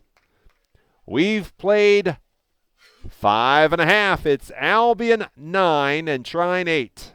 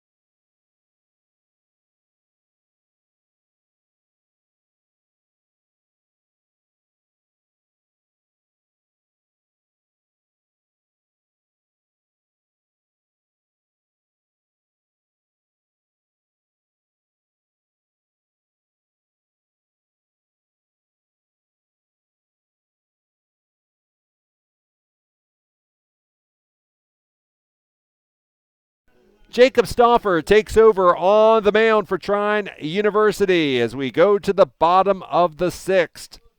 Stauffer from Elkhart, Indiana. He's a left-hander. Stauffer 3-2 this season with a 3.98 ERA. Jordan Finney leads it off for Albion. He looks at ball 1 low and away. Jacob Stauffer making his 12th appearance of the season. He has a pair of saves, and he's worked 20 1/3 inning. Finney takes a strike, and the count is 1-1. Jordan Finney 0 for 3 in the game, but he does have an RBI. Grounded under Stauffer's glove to the shortstop Hall, and the throw 6-3, the putout. James Spilko, second base, is the batter.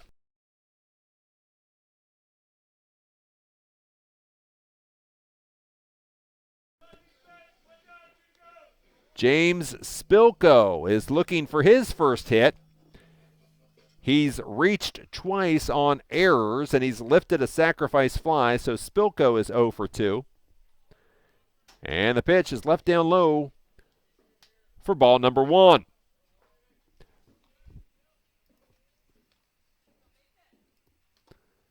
Spilko takes ball 2. Steven Scott still working in the Albion bullpen. There's the get-me-over fastball by Stauffer, and the count is 2-1. Spilko sends a fly ball, and moving in from the outfield is Drew Palmer to make the catch, 2 down. And John Butler, the right fielder, will hit.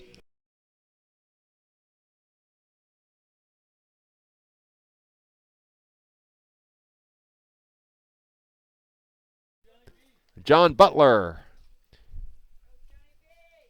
is 1 for 3.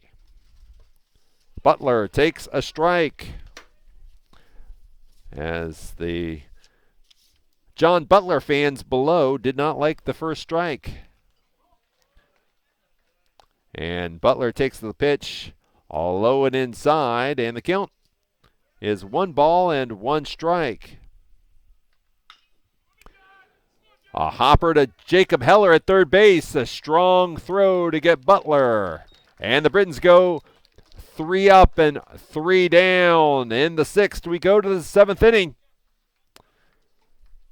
as Albion looks for the 3 outs to finish off a Game 1 victory. We'll be here to tell you about it as Steven Scott takes over on the mound, looking for the save. We'll tell you about it right after this.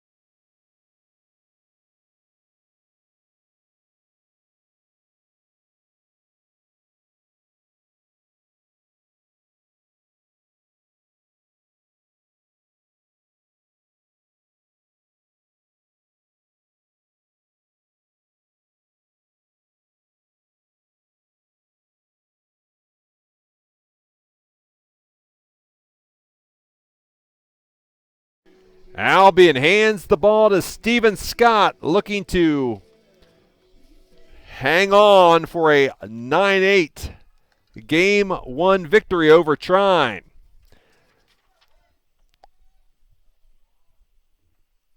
The first pitch to Robert Ross, a breaking ball for strike 1. Steven Scott looking to earn his 4th save of the season. Swing and a miss, strike 2. Robert Ross had a 2-run single in the first inning. He's also flied to right and grounded back to the pitcher. The 2-strike pitch just missing outside as Ron Williams asks Dan Akins, the umpire on the base paths, for an appeal. The 1-2 pitch, breaking ball, that stayed up high. 2-2 is the count. The 2-2 pitch, fastball left outside for ball 3.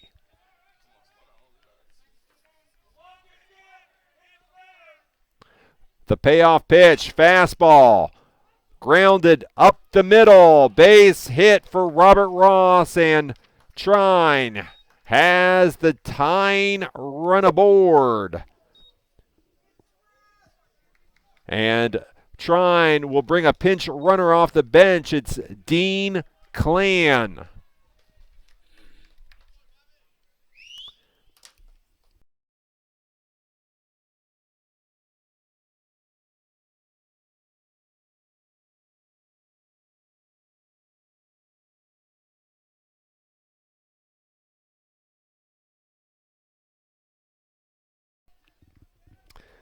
Kevin O'Malley, the catcher. 2 for 3, a pair of RBI singles, and he's grounded to short. The bunt popped up. Jack Wyman, a diving play at first base. And if Albion hangs on, you'll put a star by that defensive play.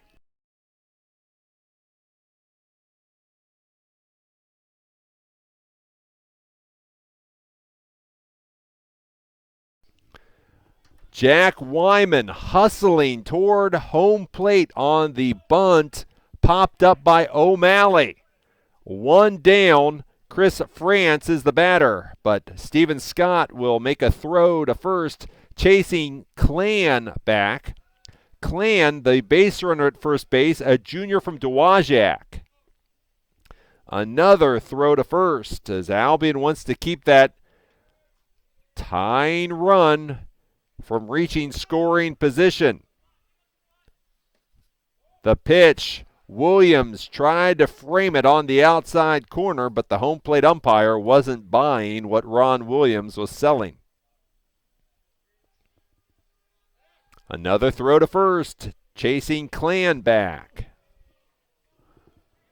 A nice Wednesday afternoon crowd at Champion Stadium.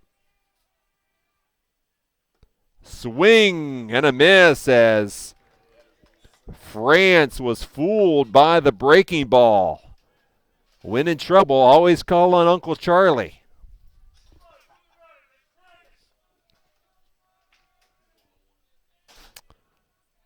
The 1-1, will have a throw to first.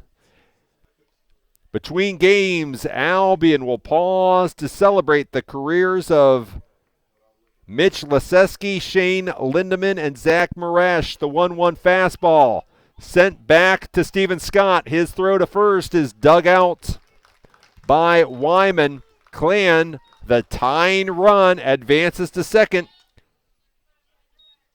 And the Thunder will have a pinch hitter. It'll be Nick Ritchie.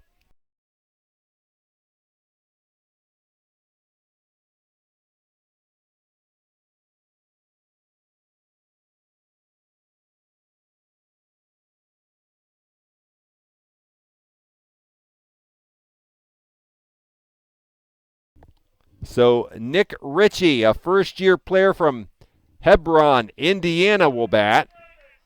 Ritchie batting .315 this season with 2 doubles, a home run, 13 driven in. Ritchie trying to save the Thunder season. The Thunder 10-14 in the league can ill afford a loss in chasing Calvin for 4th place in the league. Ritchie takes a breaking ball, strike 1.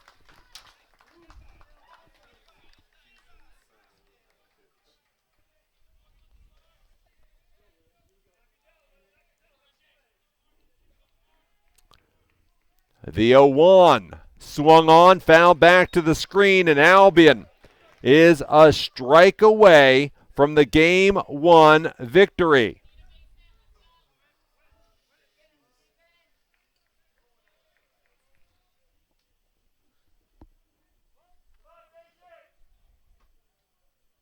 Scott stares in at his catcher, Ron Williams. The pitch. Swing and a miss! And this one belongs to the Britons. 9 runs, 12 hits, and 1 error for the Britons. 8 runs, 12 hits, 4 errors for Trine. Andrew Fabry, the winning pitcher. He improves to 2-2 on the year. Steven Scott, his 4th save of the season.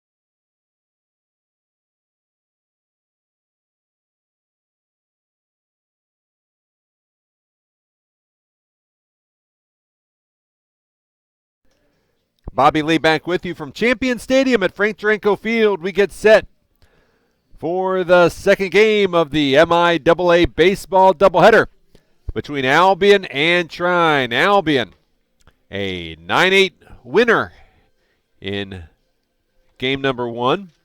Albion will give the ball to Zach Marash, the senior from Lake Orion. Marash 0-3 this season, a 7.71 ERA, making his 8th start of the season.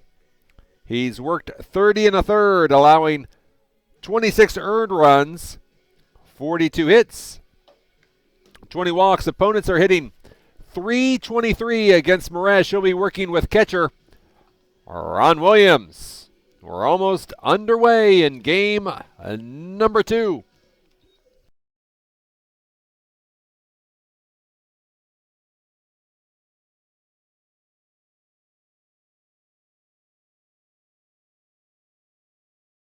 Colton Kahn steps in.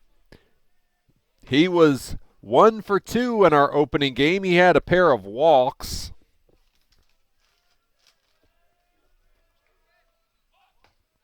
And the first pitch is taken for strike 1. And we're underway in game number 2. Marash steps off the pitching rubber, walks around, does a neat little circle there on top of the hill. The 1-strike pitch is lined foul back to the screen for strike 2. The game 1 totals for Albion, it was 9 runs on 12 hits, 1 error. And for Trine, it was 8 runs, 12 hits, and 4 left on as Kahn swings through for strike number 3, 1 down. And the batter is Jacob Douglas. Jacob Douglas playing shortstop for Trine in game number 2, and he'll have a funny looking cut for strike number 1.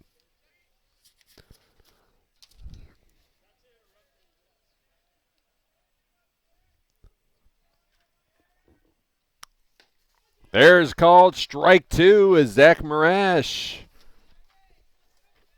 throwing with authority to start game number 2, his final start here at Frank Joranko Field, the accounting major. He leaves the pitch up high, and the count's a ball and 2 strikes. As Marash says he's going to sit for his CPA exam, the 1-2. As Ron Williams, the catcher, knocks it down. 2-2 is the count. The Britain defense, the infield is the same as game number 1, save the catcher, Ron Williams. John Fleming started game number 1. The 2-2 pitch swung on, fouled off, right side, and out of play. The outfield, however, features seniors Mitch Leseski in left, Shane Lindeman in right, and TJ Bowers takes over in center. And the 2-2 fastball missing, down low for ball 3. Both teams left 6 on base in game number 1.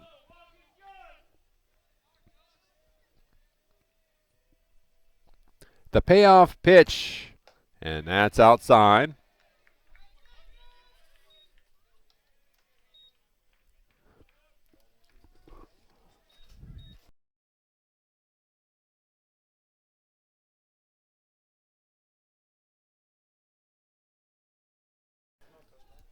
Drew Palmer now comes to the plate for Trine. 2 for 4 in the opening game with a double. And he fouls the first pitch back to the screen for strike 1.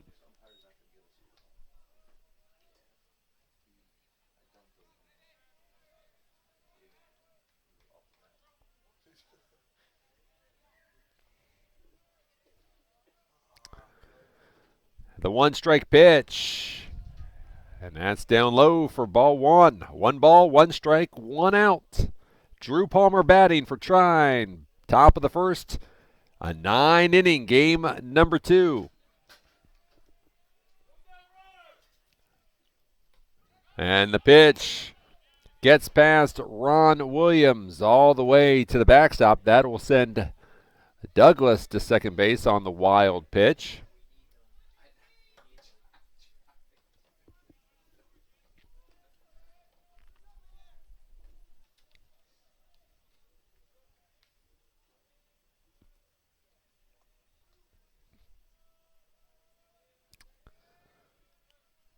Marash looks at Douglas at second base. A fastball swung right through it, and the count 2 balls and 2 strikes.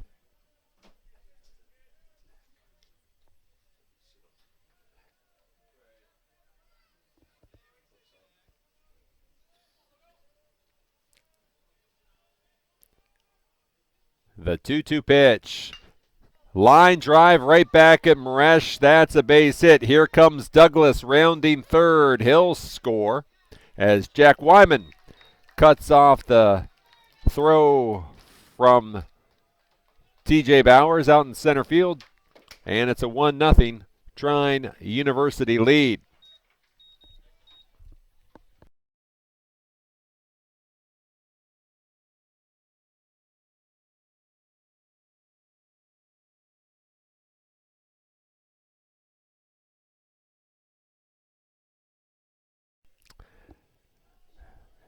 Jacob Heller, first pitch hacking, sends it to third base. And then the throw. The Britons don't make the play. A fielder's choice for Heller. And an error on the throw by Stasiak to second base.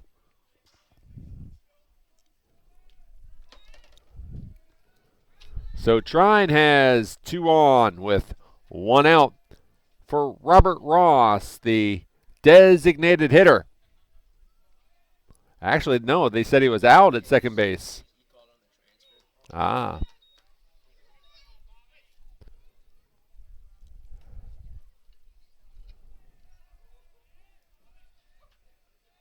So 2 out for Robert Ross, runner at first base.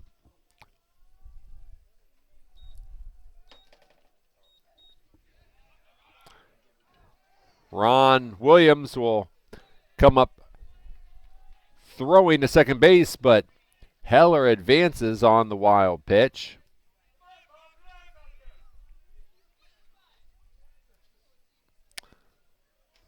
So Robert Ross is the batter. He's got Heller standing at second base. The 1-1 pitch. A lifted foul, right side, and out of play, and the count goes to a ball and 2 strikes.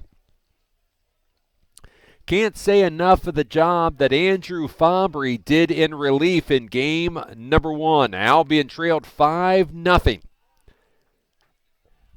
As Mitch Shedlowski was touched up for all the runs in the first. The 1-2 pitch swung on, a 1-hopper into right field to Lindemann. The throw home was late. An RBI single to right field by Ross. Heller scores, and it's a 2-0 Trine University lead.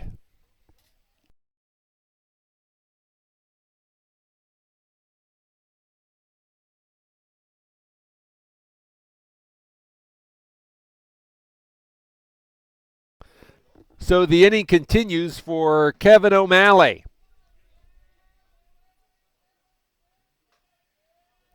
Trine has pushed 2 across to take the 2-0 lead over Albion in game number 2. O'Malley takes ball 1. Low and away.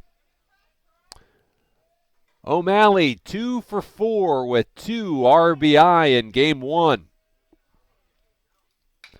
Line drive back up the middle. O'Malley has himself another hit. Ross stops at second base. 2 on. And here comes Scott Carden out of the Albion dugout to talk to Zach Marash. We're about 20 minutes away from the draw as Albion Women's Lacrosse has its MIAA tournament game against Calvin this afternoon. So we'll be following that. And you can follow the Britons on Twitter. Go Brits is the handle on Twitter.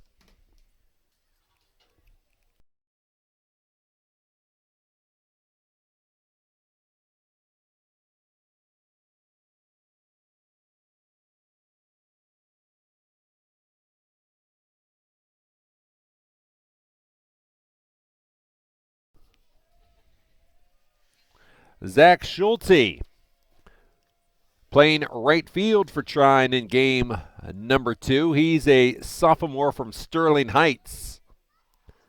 He takes a fastball outside for ball 1. Schulte hitting .263 this season.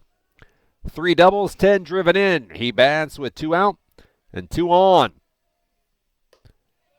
And Marash left the last pitch up high for ball 2. Warren High School for Schulte.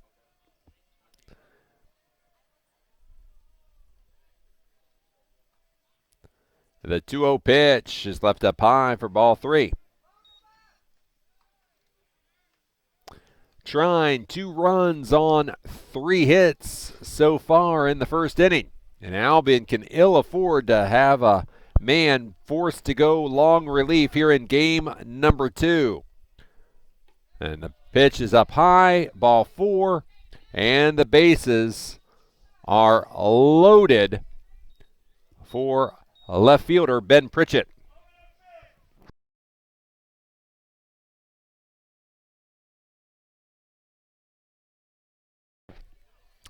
Ben Pritchett, he was 1 for 3 in game 1 today. And missing the letters was Marash for ball 1. Dan Akins, the umpire behind home plate for game number 2. David Archer on the bases. Fastball clips the outside corner and the count's even. A ball and a strike.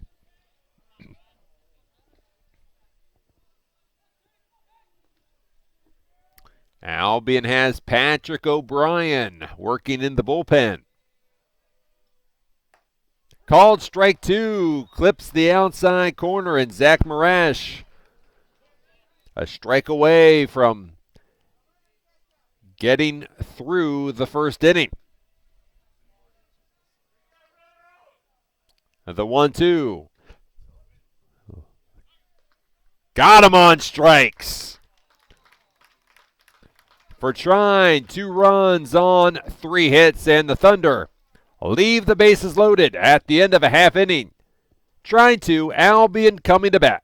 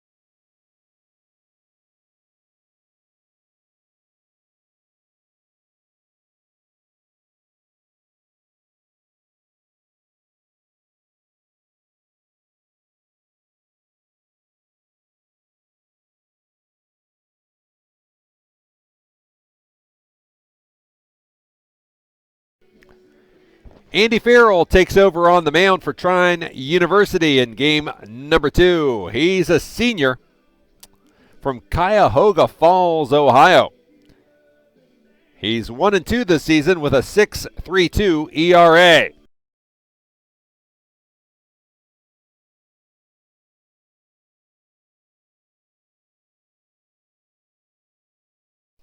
Joe Turnbull leads it off for Albion. He was 3 for 4 with an RBI, a run. In game number 1, he clubbed a pair of doubles in game 1. And Turnbull takes a breaking ball for strike 1. Turnbull has 14 doubles this season, third most in the season at Albion. The pitch is left outside for ball 1.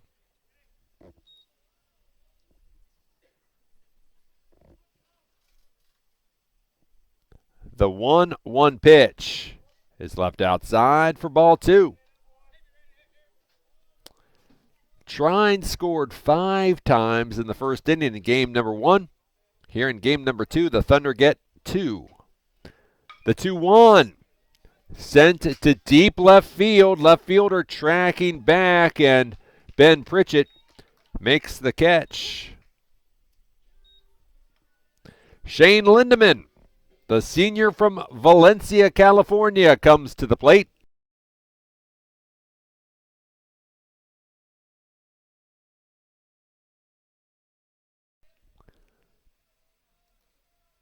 Shane, 3 for 4 with a run and an RBI in game 1. Lindeman takes a strike from Andy Farrell.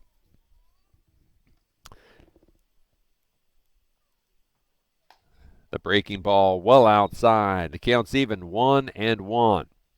Trine fell to 10-15 in the league with the game 1 loss, likely damaging its hopes of qualifying for the MIAA tournament as Lindeman takes a strike. The count's a ball and 2 strikes. Lindeman off the end of his bat, a slow roller to second base. The second baseman was unable to come up with it.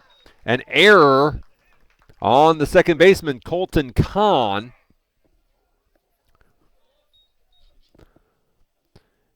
And Shane Lindeman is aboard safely for the first baseman, Jack Wyman.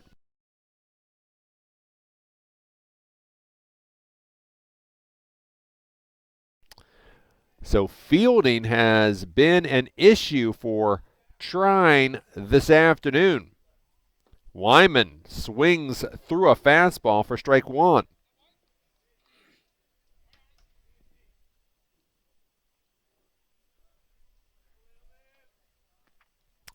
Farrell comes set. The pitch. Wyman hits a sharp ground ball to shortstop. 6-4. And the relay 6-4-3. The double play to end the inning. So Albion, no runs, no hits. There was an error and nobody left on base. We've played an inning in game number 2. Trine leading Albion 2-0.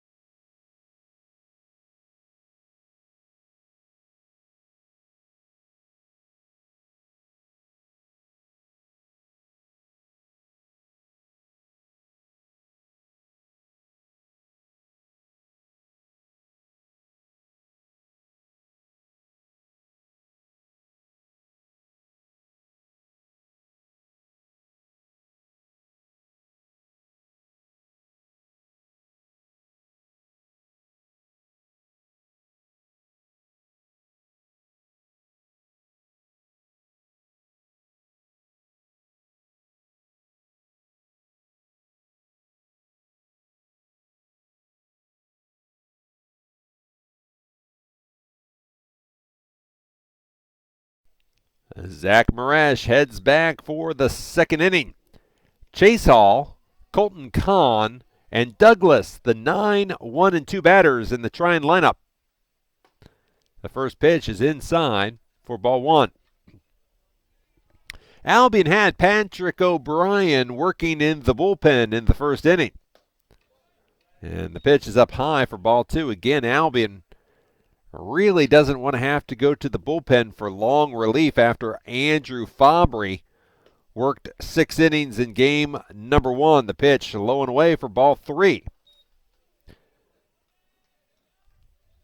But Andrew Fabry really gave the Britons a lift in game 1. There's the get me over fastball.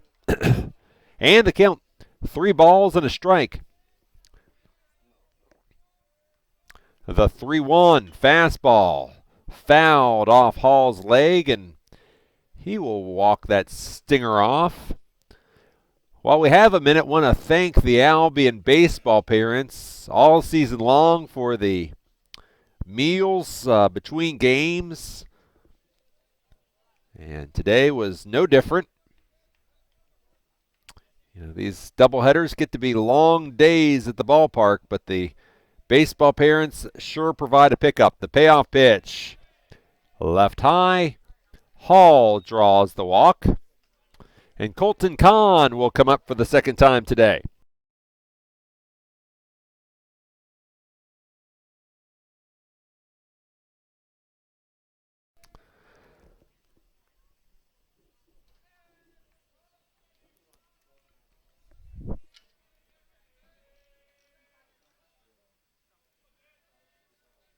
Colton Kahn struck out his first time up. Runner on the move. Pitch was swing and a miss. The throw down. And Ron Williams throws out Hall. 2-6 on the caught stealing. So 1 down and nobody aboard for Colton Kahn. Nice throw by Ron Williams.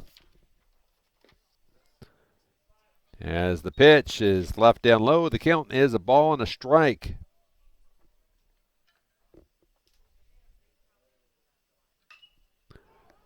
The 1-1 pitch sent in the air. Foul territory left side, but the ball falls along the fence. The count against Colton Kahn is a ball and 2 strikes.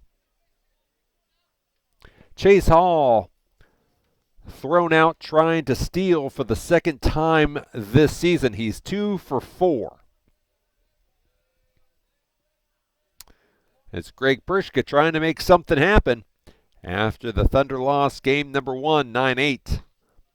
Ground ball foul back to the Trine dugout on the third base side. Don't forget to join us tomorrow night, 7 o'clock. Men's lacrosse against Olivet in the MIAA tournament. The 1-2 hit to center field. TJ Bowers is there, makes the catch. 2 out. And it's Jacob Douglas' turn.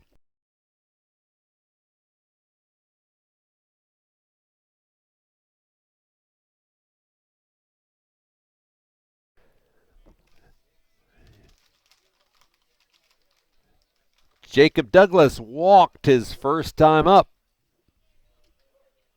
The pitch from Marash, a fastball, missing, down low for ball 1.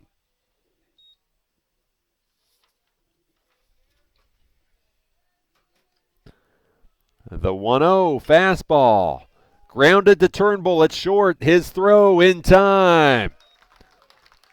A walk, but the runner was erased trying to steal. No hits, nobody left on base at the end of an inning and a half. It's Trine 2, Albion no score.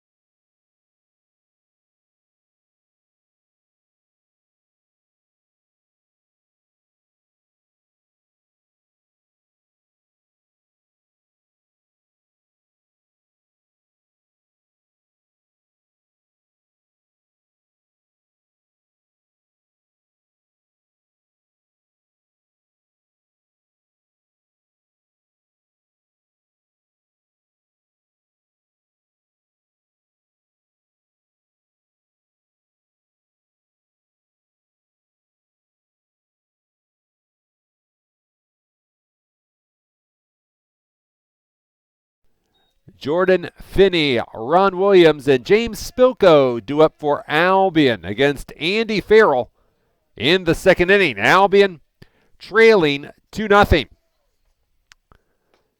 Andy Farrell starts him off with a ball down low.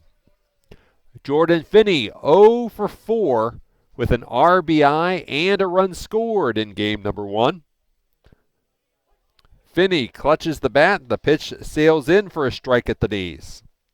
1 ball, 1 strike. Don't forget, if you'd like to make the broadcast truly interactive, send your tweets to Bobby Lee SID as the pitch comes in, called strike 2.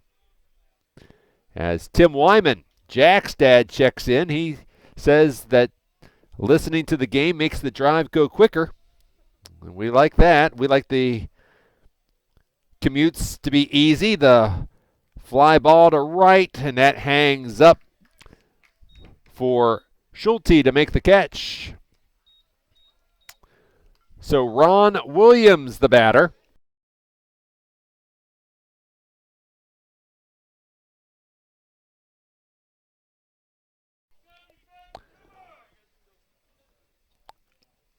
Ron Williams, 1 for 1. RBI, a run scored in game number 1. John Fleming started behind the plate. Ron Williams came on in the later innings as the pitch at Williams' feet for ball 1.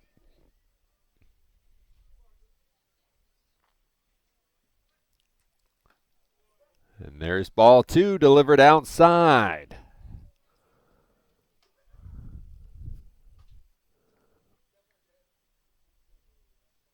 The 2-0 pitch. There's a called strike on the outside corner.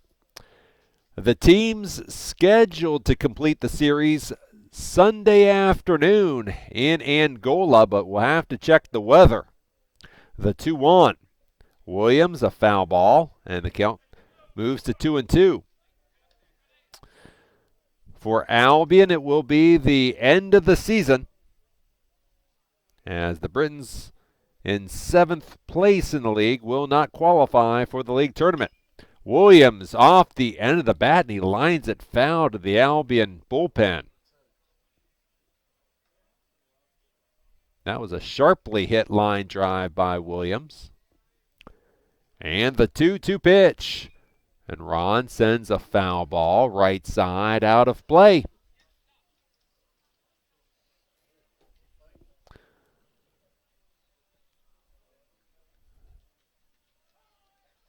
And the 2-2. Williams, a swing and a miss at the curveball. Farrell gets them on strikes, and James Spilko is the 2-out batter for the Britons.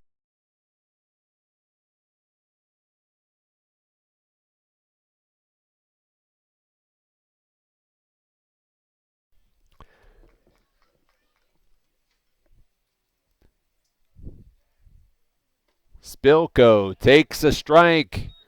0 for 3 with an RBI and a run scored in game number 1. The pitch left low and away, and the count's even at a ball and a strike.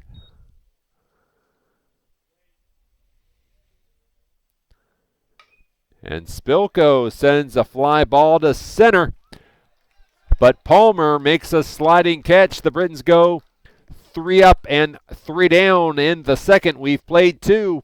Trine 2. Albion no score.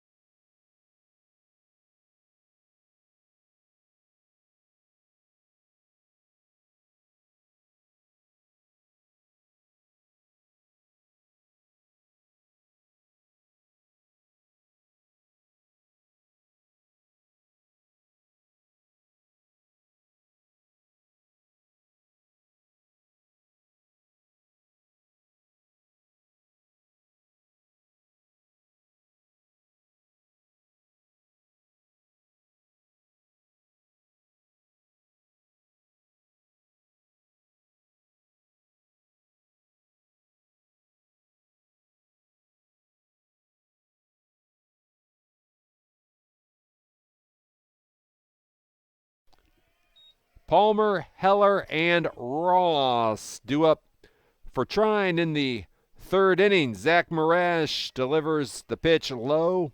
Check swing by Palmer for ball one. And the 1-0. There's a strike on the outside corner and at the knees to the left-handed hitting Drew Palmer. And the count's even at a ball and a strike. The 1-1. That's lifted foul and over the backstop for strike two. Tell you what, Quay Burks is going for all MIAA scoreboard operator today. The 1-2 pitch is left up high, and the count's even at 2 balls and 2 strikes.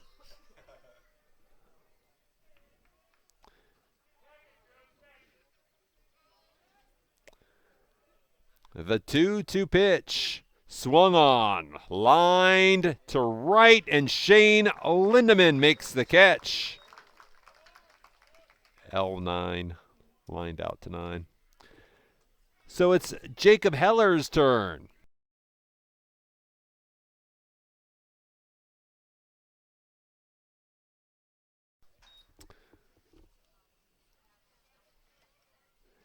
Jacob Heller reached on a fielder's choice in the first inning. He's the one-out batter for the Thunder. He lays down the bunt. It's a beauty. Williams firing. And that was wide of the bases. And that sends Heller to second base. Give Heller the single on the bunt. But then the throwing error by the catcher, Ron Williams, to send him to second base. And Robert Ross, the designated hitter, is the batter.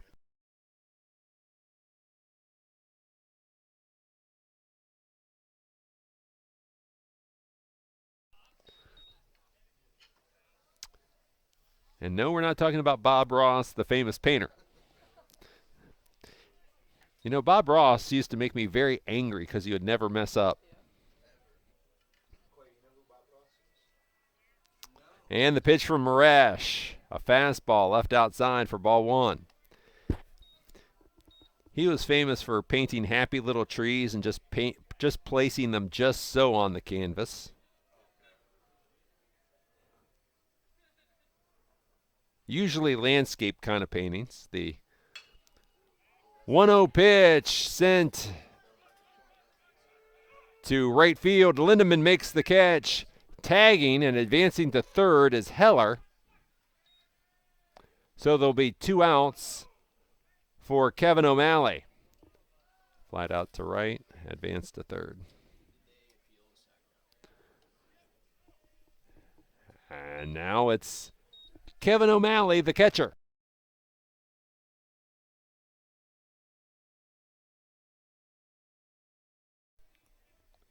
Kevin O'Malley bats, 2 outs and a runner at third. Marash delivers a fastball outside for ball one. Trine leading 2-0, looking for more in the third.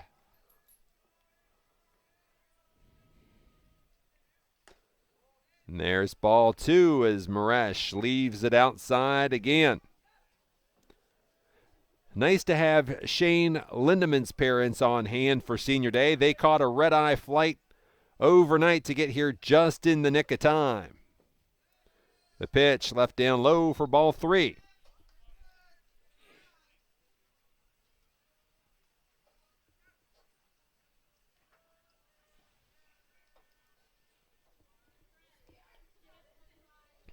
Marash nods at the sign from his catcher, Ron Williams. The 3-0 pitch. There's the get-me-over fastball. That was right down Michigan Avenue. 3 balls and a strike.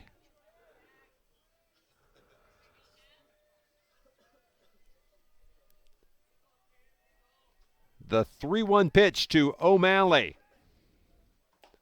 Called strike 2. Zach Marash a strike away from closing the door on Trine in the third inning, getting his team to the bat rack, trailing 2-0. The payoff pitch, fastball, left up high, O'Malley walks, and the inning continues for the right fielder, Zach Schulte.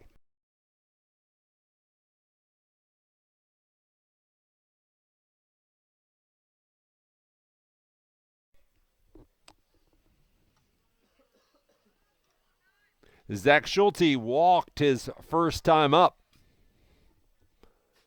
Ron Williams stands in front of home plate, and he delivers so many signs to the defense. You'd think with 2 outs it would be simple, just getting out, boys. The pitch, a fastball strike.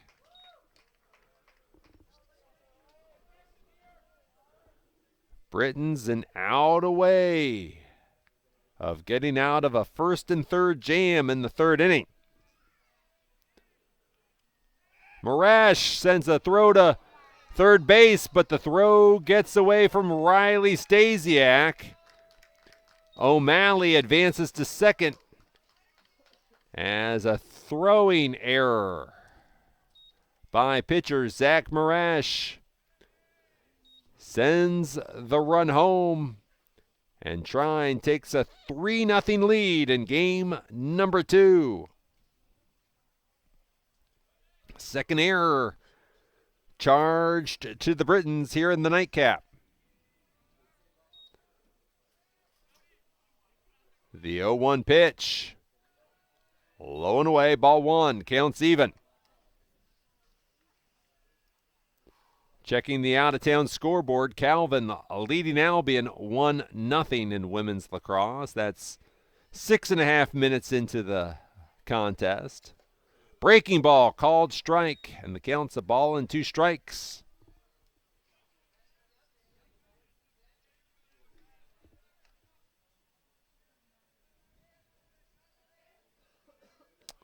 The 1-2. Fastball, foul tip into Ron Williams' mitt, and that's the inning. Well, that error trying to catch the runner at third base hurts. A run, a hit, 2 errors. A runner left on base after 2.5. Trine 3, Albion, no score.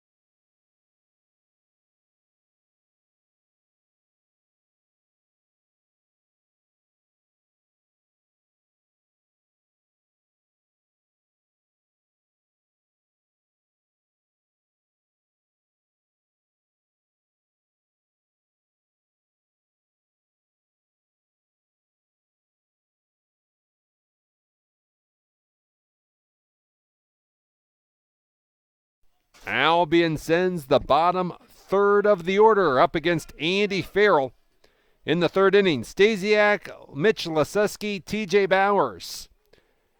Stasiak, a swing and a miss. Looked like it was off speed. Strike 1. Riley was 1 for 2. 2 RBI, a run scored in game 1. Stasiak, a slow roller to Kahn, and he makes the play for the out.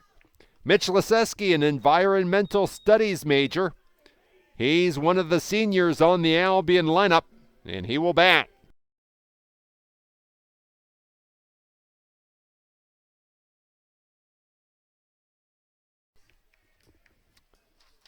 Mitch Laseski, a swing and a miss for strike 1.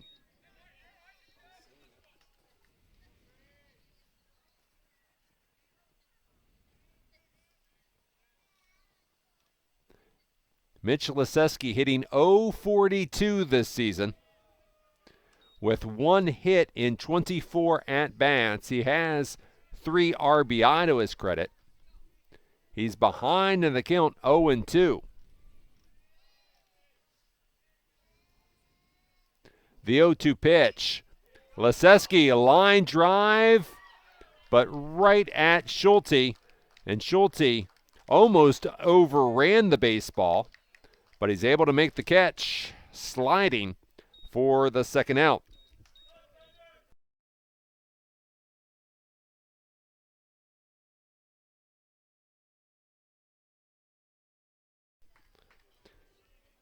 TJ Bowers will step in. And because TJ has no music in the computer, we'll give him Shane Lindemans.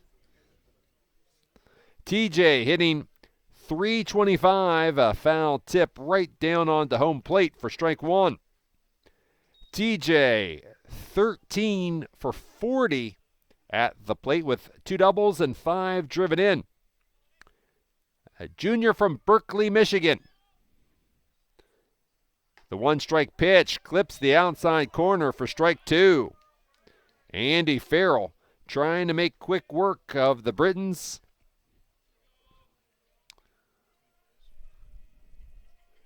And the 2-strike pitch bounced to shortstop. The throw from Douglas's dugout at first base, and the Britons go down in order. In the third, we've played 3 complete. Trine 3, Albion no score.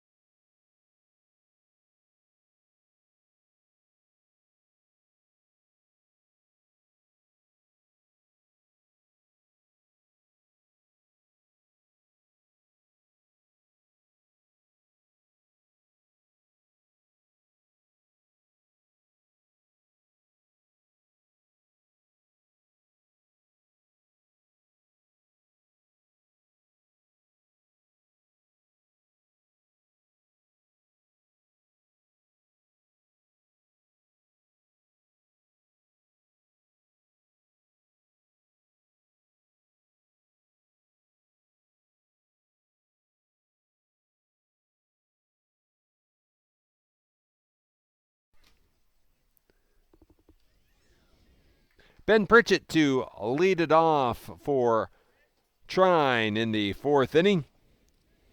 He'll be followed by Chase Hall as Marash almost hits Pritchett with the first pitch for ball 1. In women's lacrosse, Calvin leading Albion 3-0, 9.5 minutes into the contest. Pritchett sends the last pitch foul back to the screen. The count is a ball and a strike. And the 1-1. There's called strike 2. In about 2 hours, the Tigers will take the field at Comerica Park. Game 3 of a series against the Cleveland Indians. Swing and a miss. He got him on strikes.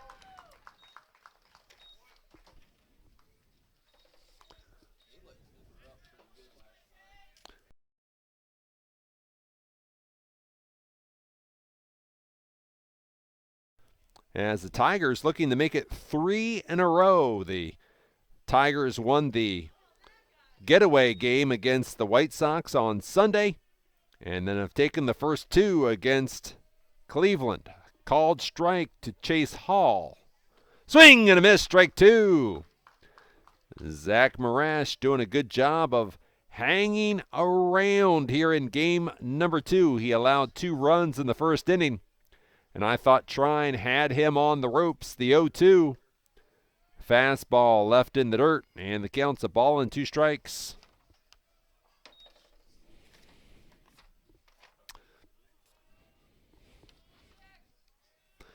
The 1-2.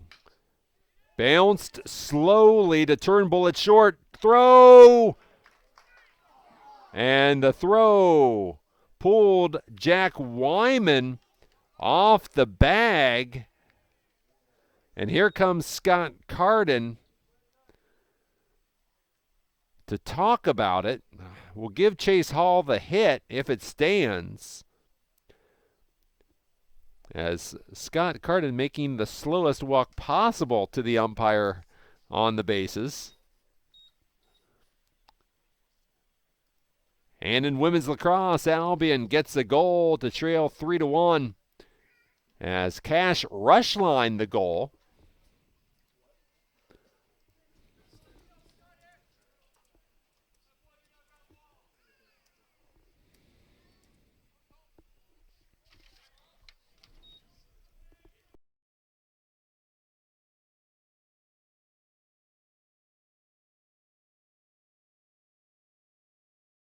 So Colton Kahn steps in.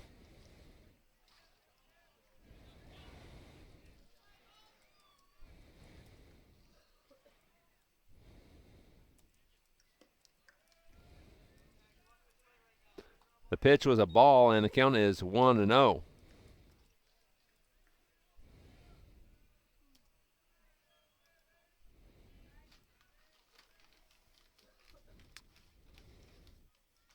The 1-0 pitch lined into the hole between first and second base. The single through the right side. That will send Hall to second base.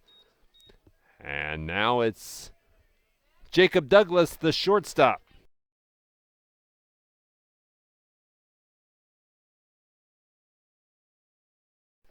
Back-to-back singles by the Thunder. One down in the fourth inning for Trine. The pitch to Douglas. Looked like a breaking ball that stayed high for ball one.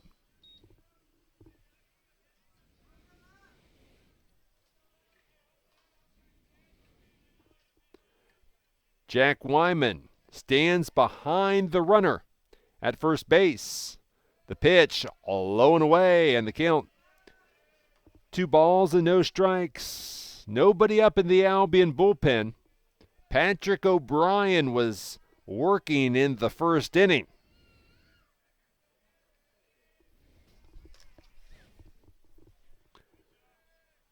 The 2-0 pitch in the air to center. TJ Bowers moves over to right center, makes the catch. And there are 2 outs in the inning. And the batter is the center fielder, Drew Palmer.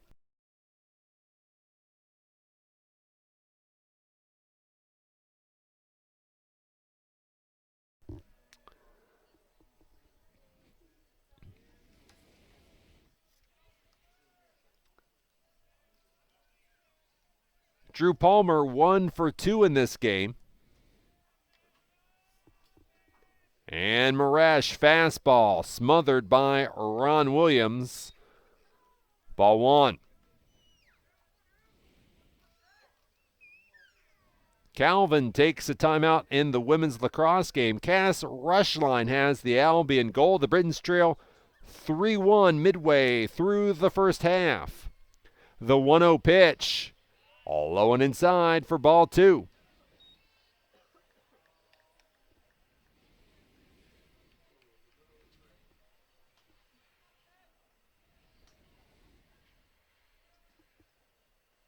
Marash comes set. The 2-0 pitch. That's inside for ball 3. Jacob Heller swings the bat in the on-deck circle.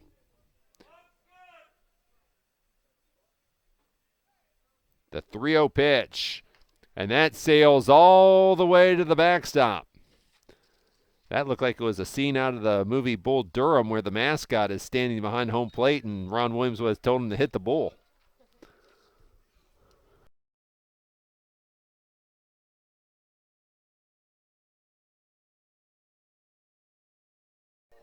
Ron Williams jogs out to the mound to talk to Zach Marash as Patrick O'Brien will return to action in the bullpen. Not sure how much more of a leash Zach Marash has with the Britons trailing 3-0. Jacob Heller 1 for 2. And the pitch gets away from Ron Williams, but the base is loaded. The runners stay put. 1 ball and no strikes to Jacob Heller.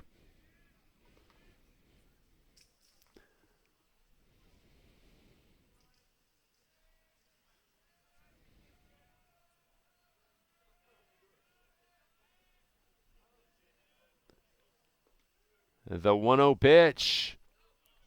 Again, Ron Williams smothering the pitch, and the count's 2-0.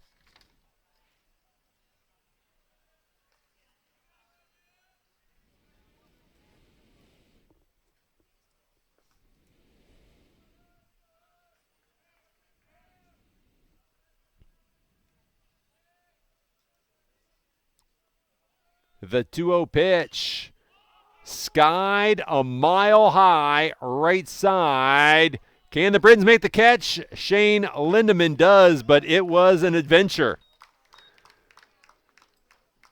Trine leaves the bases loaded. 2 hits in the inning. We've played 3.5 in game number 2 with Trine leading Albion 3-0.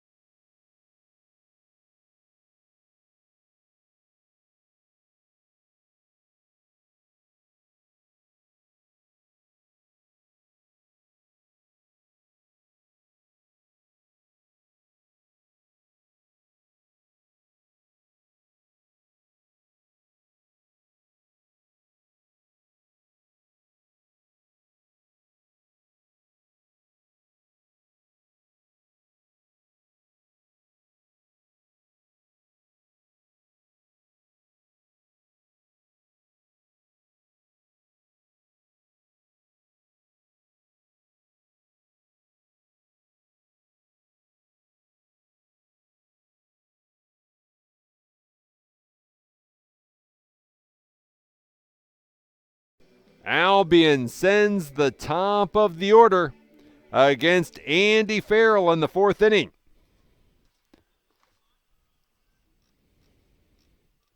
Albion looking for its first hit of the game against Andy Farrell, in fact. Joe Turnbull flied to left his first time up, and he takes ball 1.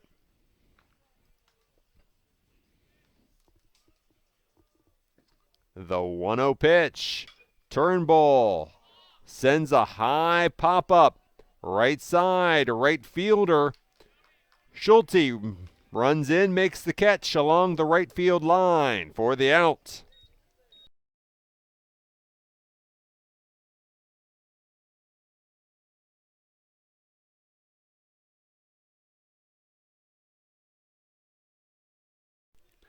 Shane Lindeman reached on an error by the second baseman in the first inning, but then he was erased on a double play ball. Lindeman takes ball 1 high and away. Lindeman has been Albion's only base runner against Andy Farrell, a swing and a miss. As Maury Ditzler, the Albion College president, comes strolling up the walkway, so he'll be in attendance for a portion of game 2. Lindeman, fly ball to center. Palmer is there to make the catch, 2 down, and Jack Wyman is the batter.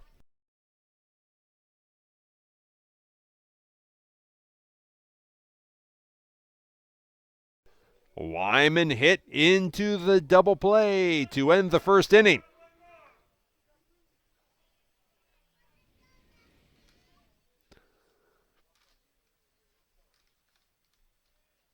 Wyman clutches. It looked like a breaking ball, and Wyman left it. Called strike one.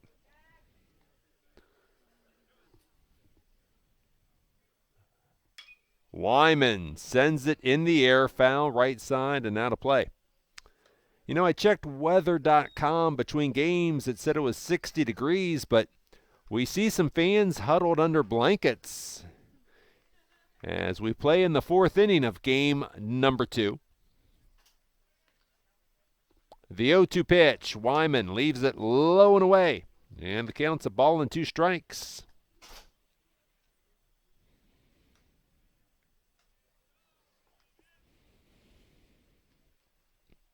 The 1-2. Wyman a swing and a miss. The Britons go 3 up and 3 down in the fourth. Albion still looking for its first hit of the day against Andy Farrell. 3-0 Trine over Albion after 4.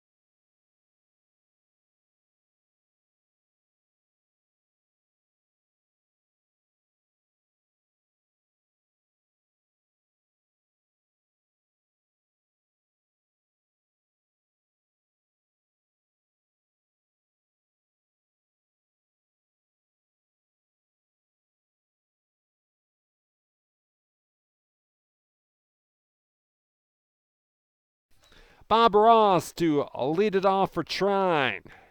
He takes a strike.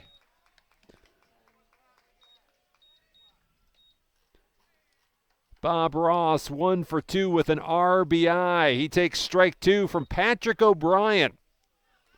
So Zach Marash's day is done after 4 innings.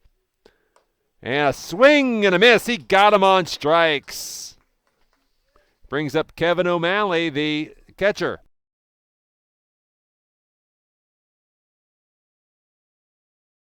About 45 individuals on hand at Champions Stadium as Kevin O'Malley takes a curveball strike from Patrick O'Brien. O'Brien, a junior from Howell, Michigan. O'Brien making his 13th appearance of the season, called strike 2. O'Brien is 2-2 with a 6.08 ERA. And there's ball 1. A ball and 2 strikes. O'Brien has worked 27 innings now. And the pitch sent in the air to T.J. Bowers in center. And now it's Zach Schulte's turn.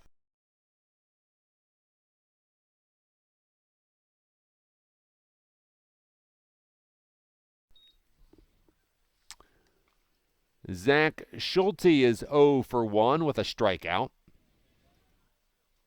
O'Brien hits him with the pitch.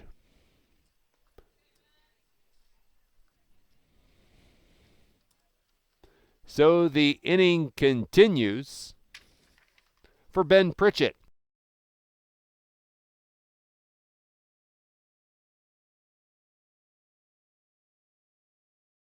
So Ron Williams goes out to the mound to talk to Patrick O'Brien.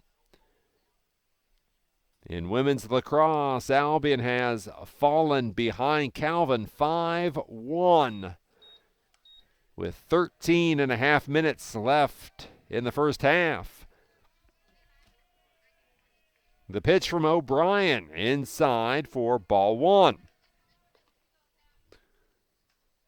Albion has a man in the bullpen.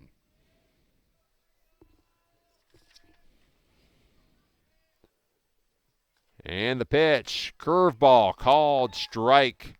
Looks like Scott Grant, the first-year pitcher from West Bloomfield, working in the bullpen. The 1-1 is left just outside, and the count is 2-1. And that indeed is Scott Grant working in the bullpen. The 2-1, runner on the move, swing and a miss. The throw. James Spilko never collected the throw from Ron Williams. Gives Schulte the stolen base. Schulte stands at second with 2 out.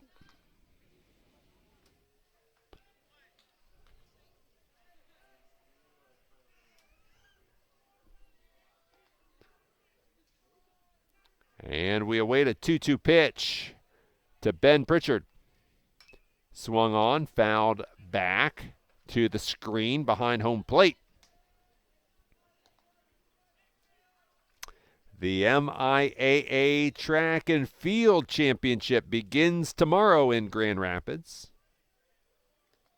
Visit MIAA.org for more information about the meet. Timeout called.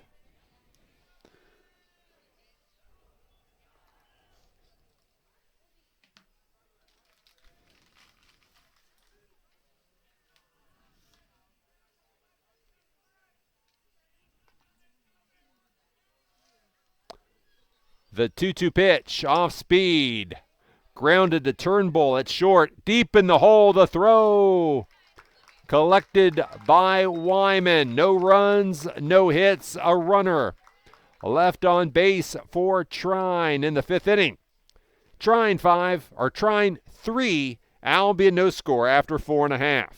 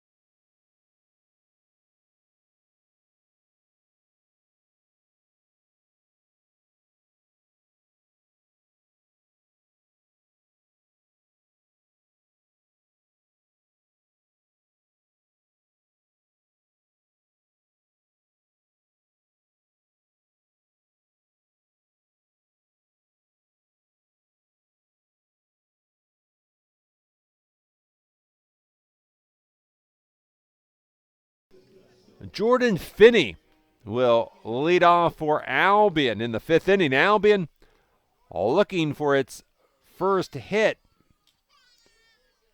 against Andy Farrell. Finney takes a strike. Finney flied out to right field his first time up. Looking at some of the seeding for the MIAA Track and Field Championship as Finney takes the pitch outside for ball one. Emily Kinney, the Albion sophomore, has the top times in the MIAA in the 100 and 200 meter dashes as Finney takes the pitch outside for ball two.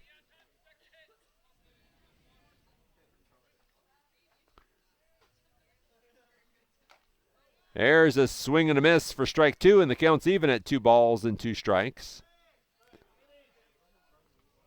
In the women's 5,000, Albion senior Jessica Shaw has the second best time in the league going into the championship race or meet. Ground ball to third. Third baseman throwing. Nice pick at first base by Heller. The 5-3 putout to retire Finney. And now it's the catcher, Ron Williams.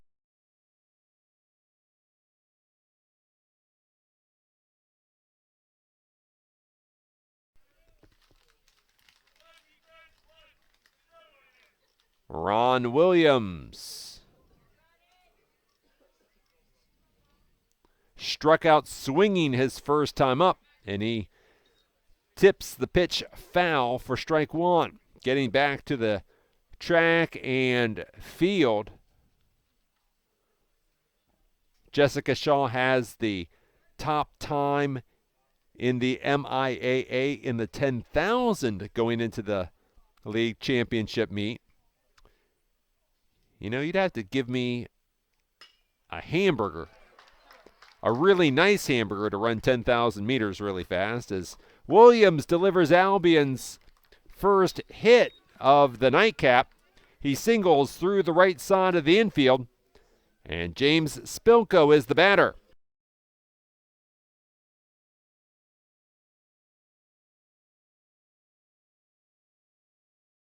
James Spilko flied to center his first time up. Spilko singles through the right side, and Albion will bring the tying run to the plate. With one down, it'll be Riley Stasiak.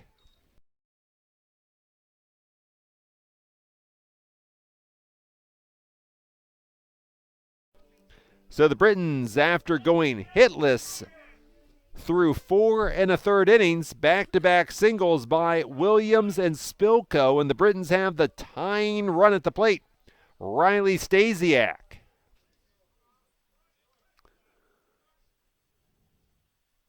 Stasiak, a swing and a miss on a pitch that just died as it got to home plate. It was a great changeup by Farrell. Had Stasiak well in front. The 0-1 pitch. There's a fastball missing, and the count's a ball and a strike. Angela Morrison, the senior, she has the league's second best time in the 100 hurdles for women.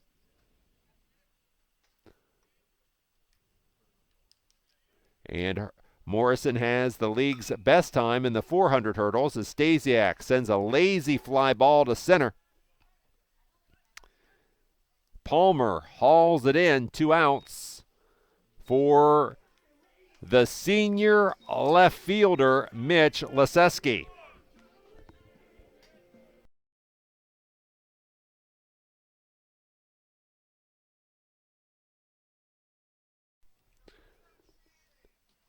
Britons need a hit here to keep the 5th inning going. The Britons trailing Trine 3-0. Leseski takes a strike, as the pitch may have been tailing away from Leseski, the left-handed hitting Leseski.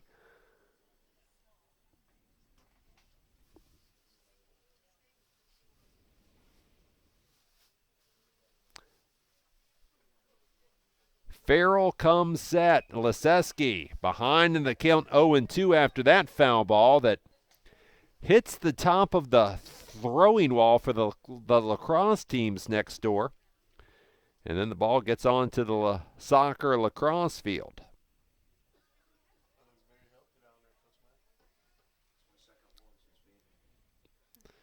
Jody Ray May just pounding the subway today. The 0-2 pitch, and that's knocked down by the catcher O'Malley, and the count is 1-2. Women's lacrosse, Albion trailing Calvin 6-2 as Kate Gately gets her 58th goal of the season. I'd be lucky to score one. The 1-2 pitch. Called strike three. And Leseski punched out on strikes. The Britons get 2 hits, but strand the runners. We've played 5. 3-0 Trine on top of Albion in Game 2.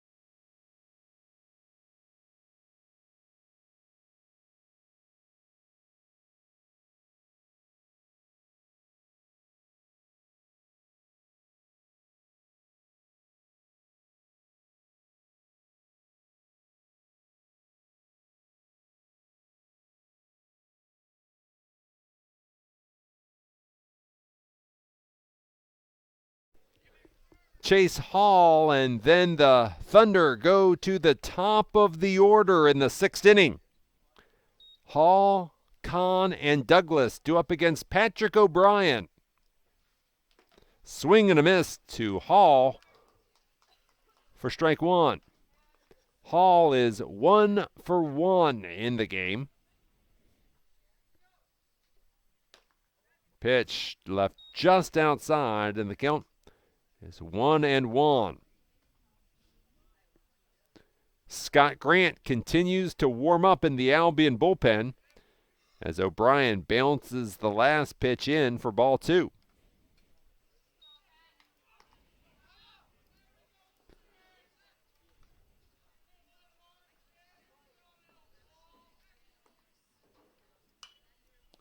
The 2-1 is fouled off, and the count moves to 2 balls and 2 strikes.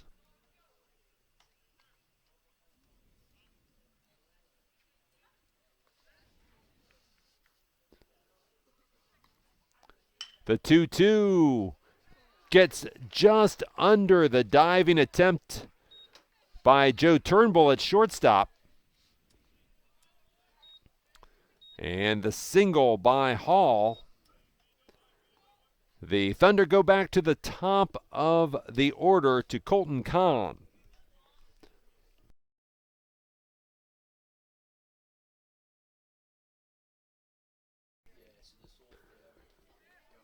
And Kahn pops up the bunt, and O'Brien did make the catch. And on the transfer, as he wanted to hurry up and see if he could double up Hall at first base, O'Brien dropped the ball. So 1 down.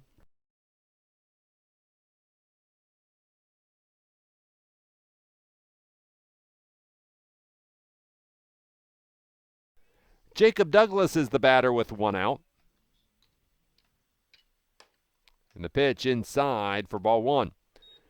One thing today, Trine has not been very good at the sacrifice. They have popped a bunch of bunts in the air. The 1-0, O'Brien was going for the breaking ball, and it was high and away for ball 2.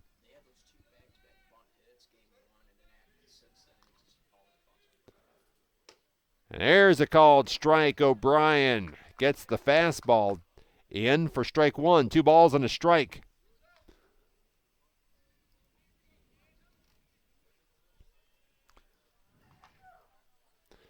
A timeout called by Douglas.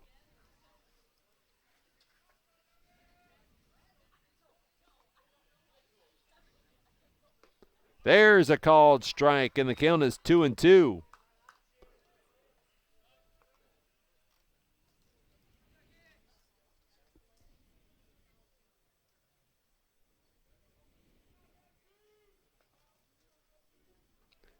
The 2-2 pitch, runner on the move. And the pitch sprayed to right field. Lindemann makes the catch. And Lindemann delivered a better throw to first base. The Britons may have had a chance to catch Hall too far off first base, but as it stands, 2 outs. And the center fielder, Drew Palmer, comes to the plate.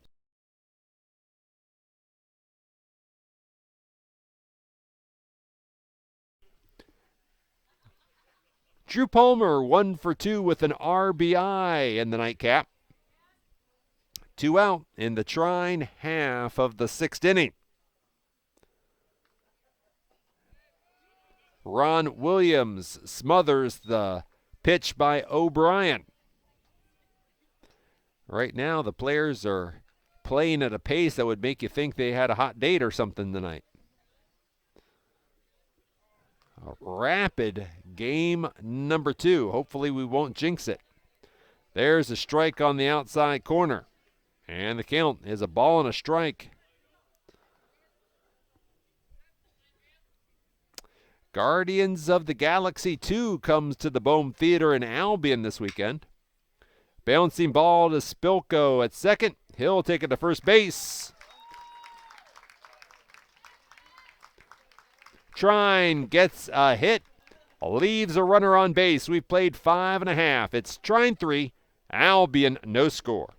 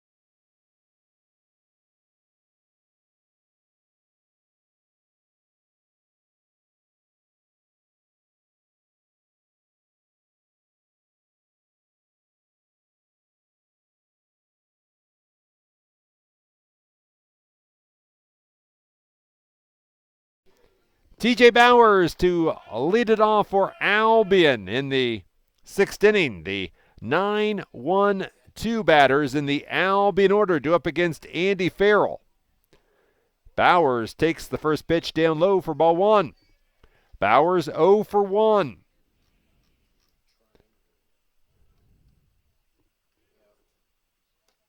Bowers takes ball 2. TJ grounded to shortstop his first time up.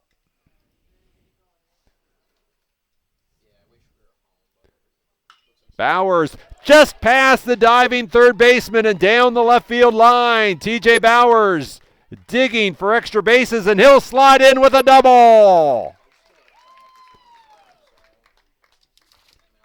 For TJ Bowers, his 3rd double of the season.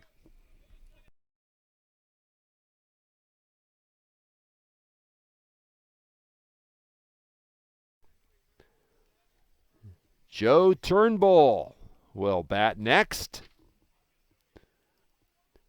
Joe is 0 for 2 in the ballgame. Andy Farrell comes set. The pitch. Turnbull showed bunt, and the pitch was outside for ball 1. Albion has 3 hits here in the nightcap.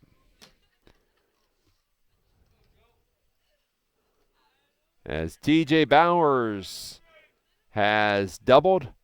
Ron Williams and James Spilko singled.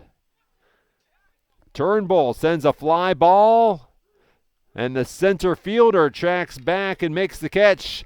TJ Bowers tags and advances to third. So it's up to Shane Lindeman with one out.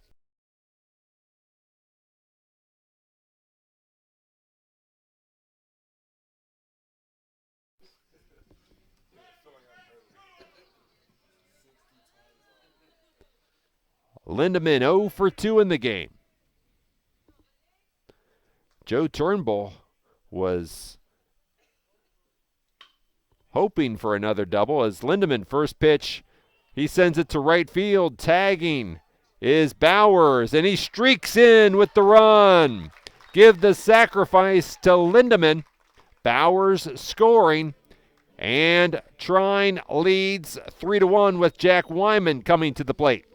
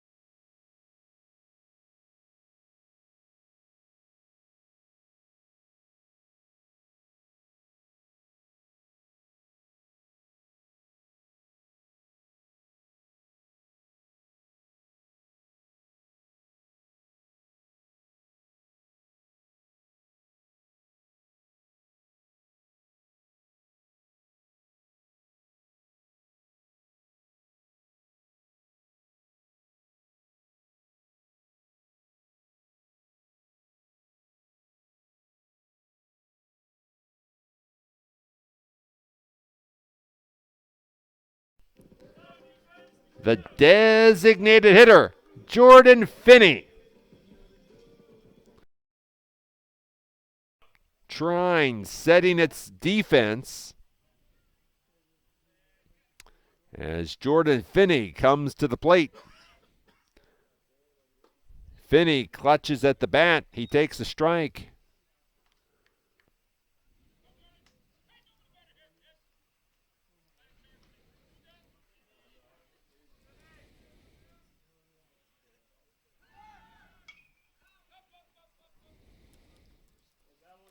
As Finney sends the ball foul, 2 strikes.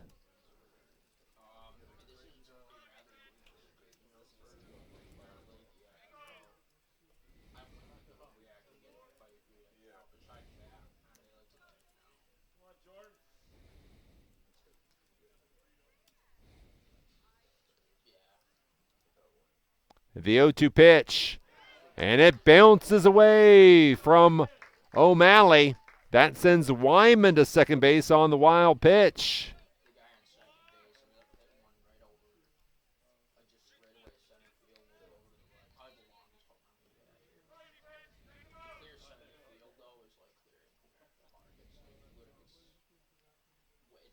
Awaiting a 1-2 pitch to Jordan Finney.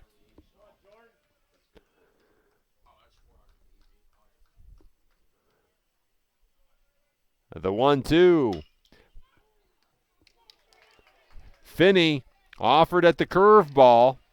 Knocked down by the shortstop Douglas. He recovers and throws to first base to get Finney by a step.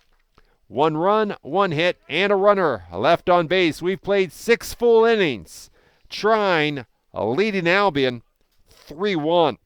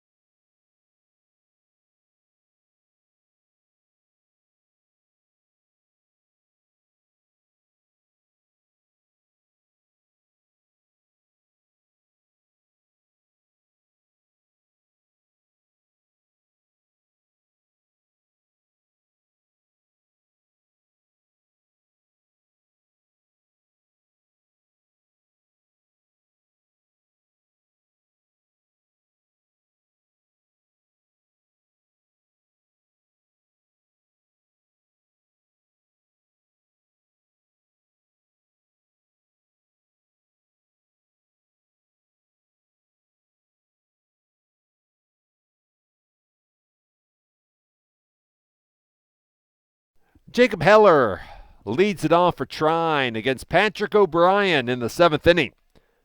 The Britons got a run in the 6th to make it 3-1. O'Brien left the curveball well outside and in the dirt for ball 1. The 1-0 pitch. Can of corn out there in center field for TJ Bowers, and he makes the catch. The number 5 batter in the Trine order is the designated hitter, Robert Ross, and he bats. The designated hitter, Robert Ross. Robert Ross batting. 1 out in the Trine 7th inning.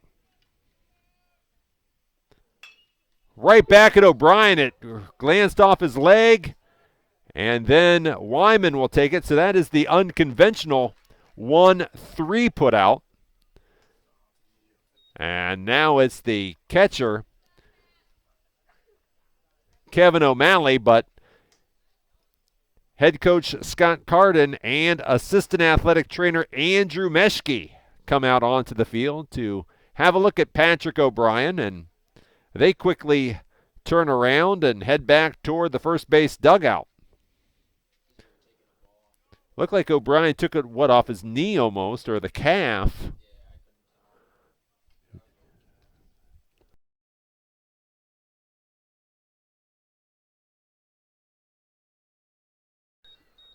Two out for Trine in the 7th inning.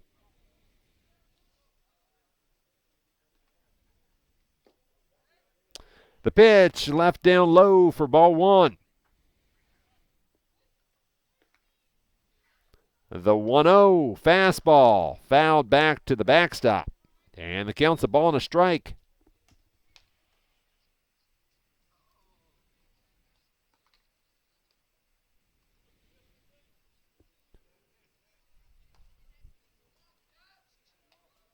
Albion a 9-8 winner in game number 1. The Britons trailing 3-1 in game number 2. We're in the 7th inning. The 1-1 is left low for ball 2. The 2-1 fastball missing up high, ball 3.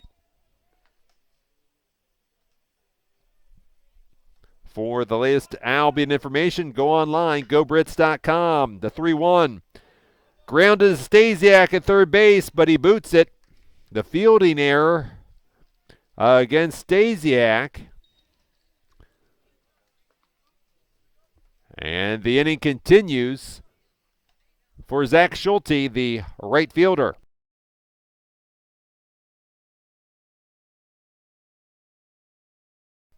That is the 3rd error by Albion here in game number 2. The 4th error of the day. Schulte spins in the batter's box to avoid getting hit. Ball 1.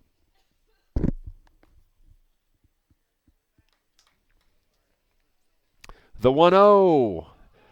Fly ball center field. TJ Bowers initially went back, and Joe Turnbull goes out into center field to make the catch. No runs, no hits, an error, a runner left on base. It's time for the 7th inning stretch. Trine leading Albion 3-1.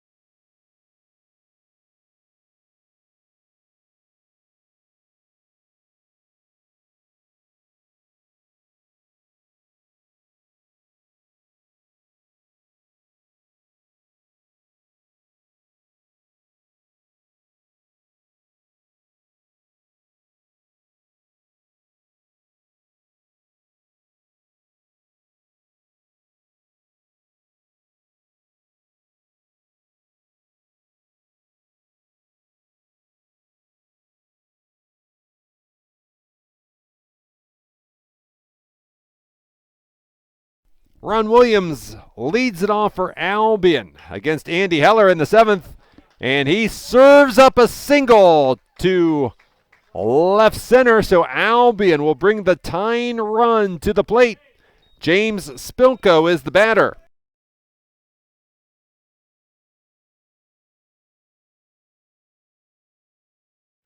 James Spilko will bat as Trine gets action going in its bullpen. Trying to get a number for you. A throw to first base. The pitcher looks like it could be Tony Batone, a first-year pitcher.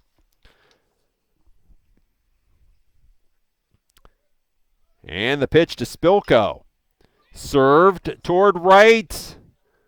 A foul ball as Schulte made a diving attempt in foul territory and came up empty. So a long strike to James Spilko. Actually, the pitcher up in the Trine bullpen is number 12. That is Caleb Dieter.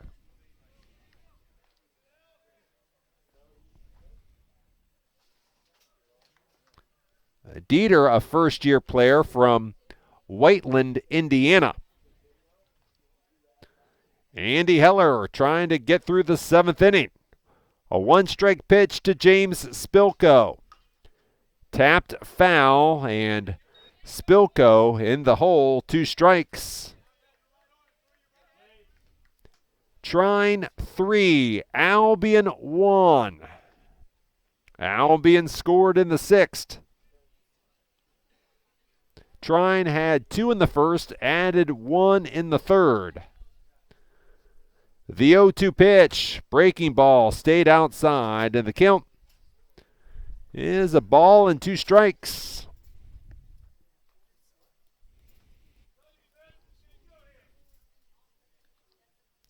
Heller comes set.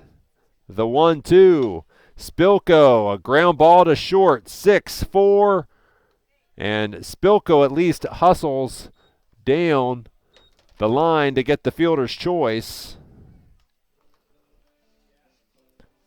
So 1 down, and Riley Stasiak is the batter.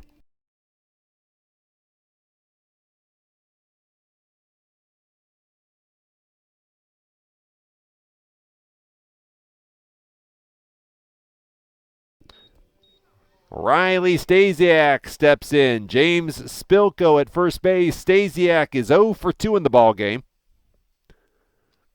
Throw to first base, and Spilko was flat-footed on the base paths and made that a closer play at first base than it probably needed to be.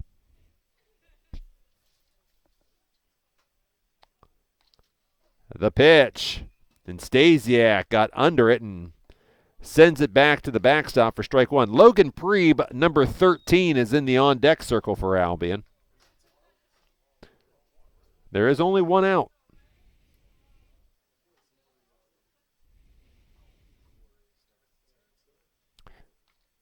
The 0-1 pitch to Stasiak. He was well behind, and a swing and a miss for strike 2.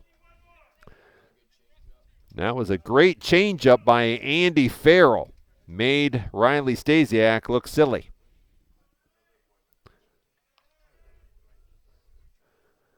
Awaiting an 0-2 pitch as Andy Farrell gets set on the mound. The 0-2 pitch. Stasiak is punched out on strikes.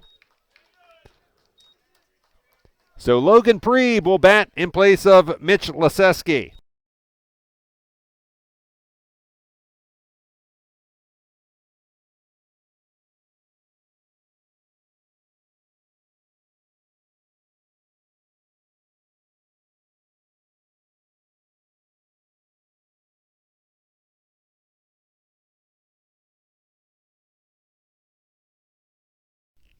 So Logan Preeb, the junior from Troy, he's batting .355 this season.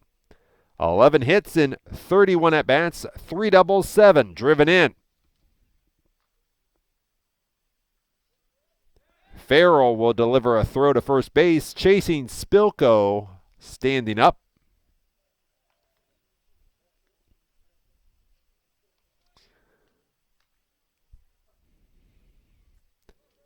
Farrell comes set. He'll throw another throw to first. The throw gets away from the first baseman, Heller. So he had to run down the right field line to grab the loose ball. Kate Gately in women's lacrosse, she has scored twice today, 59 for the season. That's third most in a season for Albion women's lacrosse. The pitch to Preeb is fouled off. A slice into the Albion dugout. Calvin scores the first goal of the second half to go on top of Albion 9-3 in women's lacrosse early in the second half.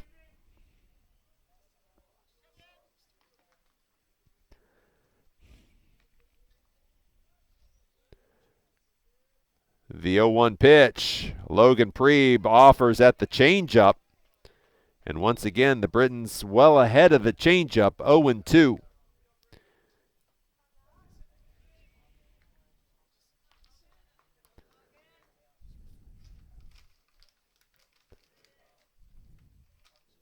Another throw to first. Spilko gets back.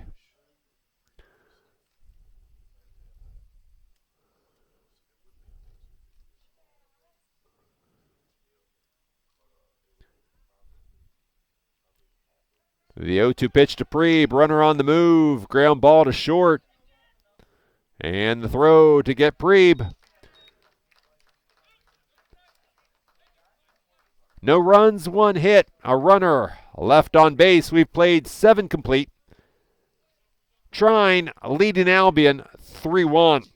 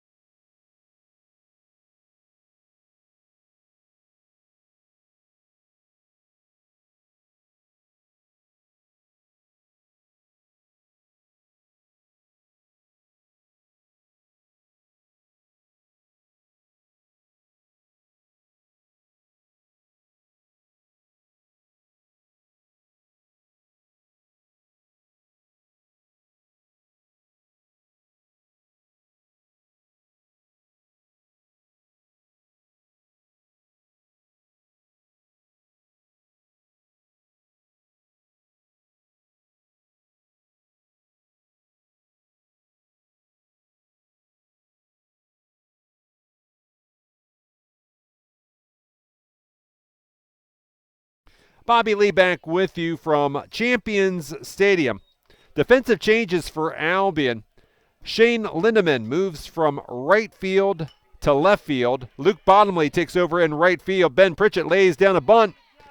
And Patrick O'Brien pops off the mound and makes the throw to first base. 1 pitch, 1 out in the 8th inning.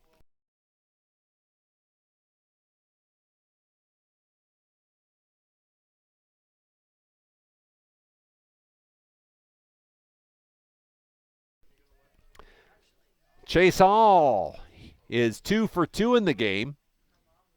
He takes a curveball up high for ball 1.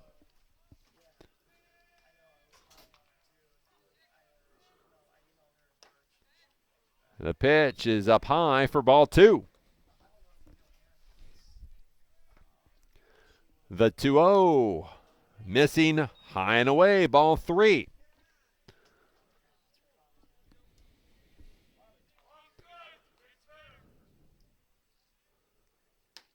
And there's a strike on the outside corner and at the letters. A high strike, but a strike indeed, 3-1. The 3-1. Fastball, swing and a miss. The count runs full. Chase Hall took the first 3, and now the count has run full at 3-2. The payoff pitch, fastball, inside. Chase Hall draws the walk. Trine goes back to the top of the order to Colton Kahn.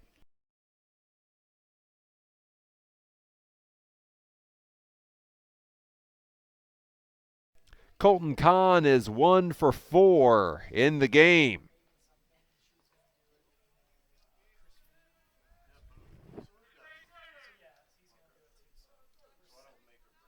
O'Brien comes set. The pitch is a called strike, the fastball.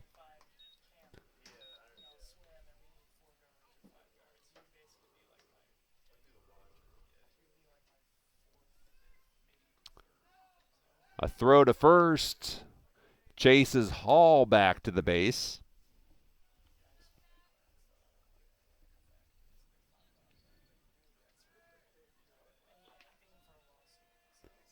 O'Brien comes set.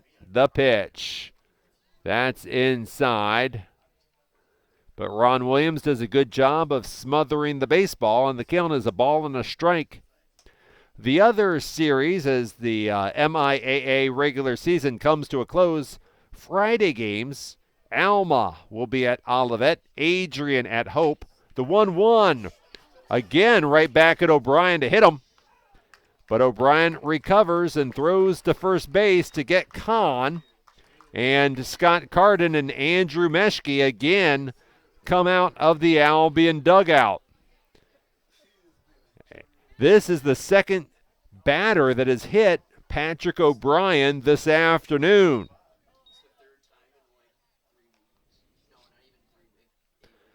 So Scott Carden and Andrew Meschke this time checking O'Brien.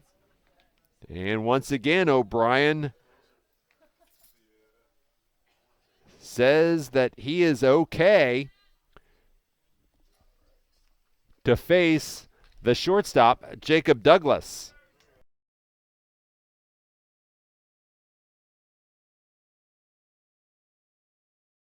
Jacob Douglas is 0 for 3 in the ballgame.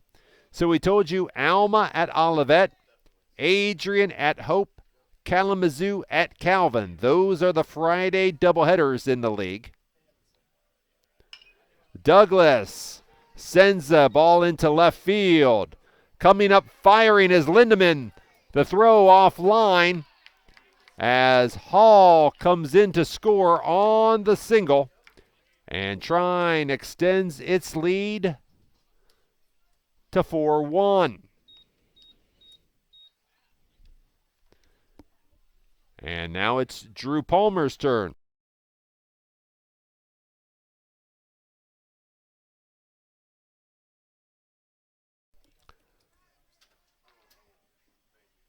So Trine gets an insurance run. Here comes Scott Carden emerging from the Albion dugout, and it looks like that will be the day for Patrick O'Brien. But he's given Albion as much as you can get in relief. A good appearance for Patrick O'Brien. Right now he's gone 3 2/3. He's allowed 2 hits, and he struck out 1. And Steven Scott will take over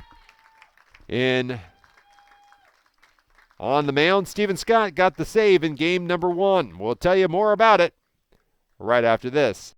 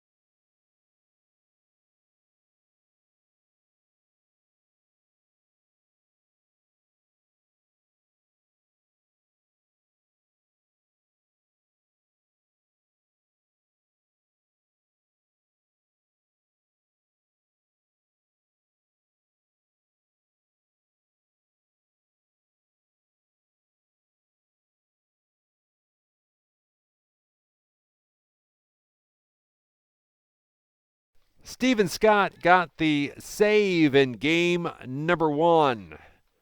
A hit, a strikeout in the 7th inning as Stephen Scott picked up his 4th save of the season.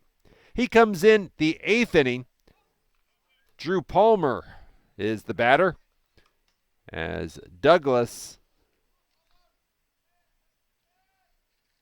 singled home a run and Trine leading Albion 4-1.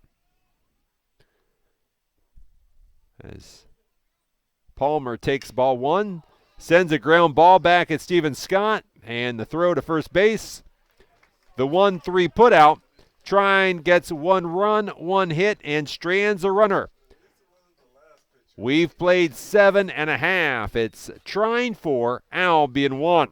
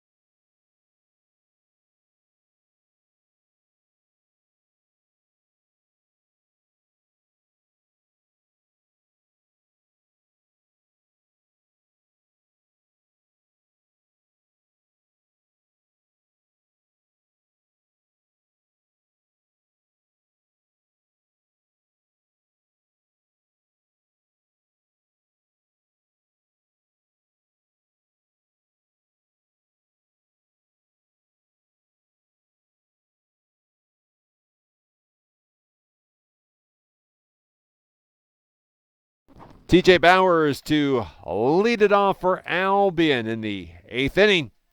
The Britons trail Trine 4-1. Bowers shows bunt. The pitch sails in for called strike 1. Bowers, Turnbull, Lindemann due up in the 8th. Bowers sends a foul ball. Right side and out of play.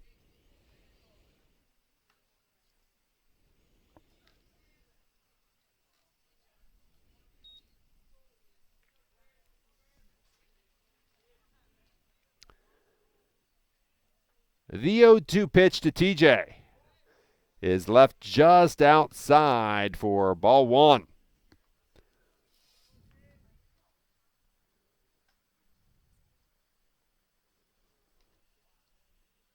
The 1-2, grounded to short. Douglas throw. And the stretch by Heller to get Bowers. And the Britons go back to the top of the order to Joe Turnbull.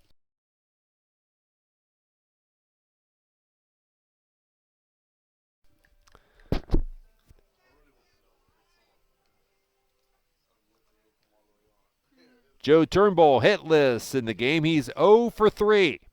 Curveball stayed up high for ball 1. Andy Farrell has gone 7 1/3 for Trine. Fastball called strike 2, or strike 1. 1 ball, 1 strike.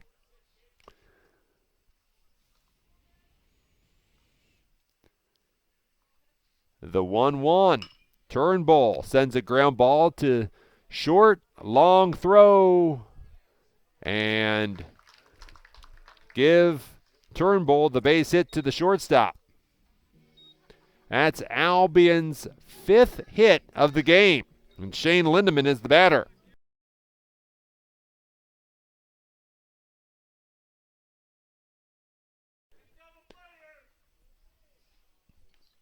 So Shane Lindemann, who took over in right field in the top of the 8th, is the batter.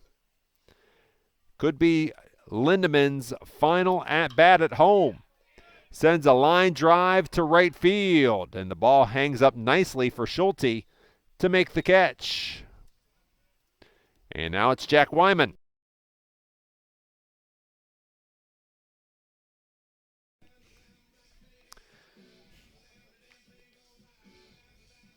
Jack Wyman is 0 for 2 in the nightcap.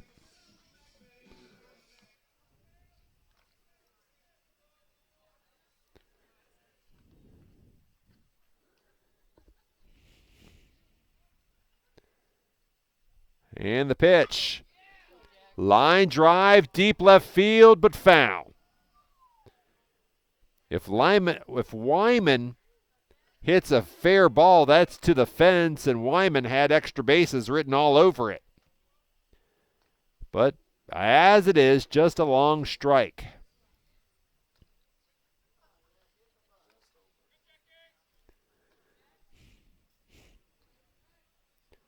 So Turnbull takes his lead over at first base and gets a throw from Andy Heller, or Andy Farrell.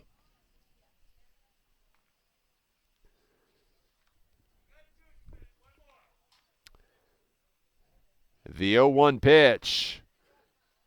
Outside, and the count's even at a ball and a strike.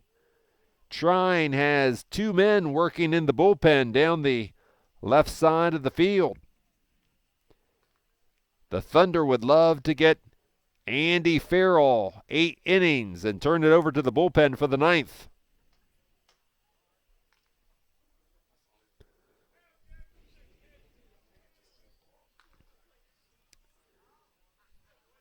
Turnbull has a short lead over at first. Turnbull on the move.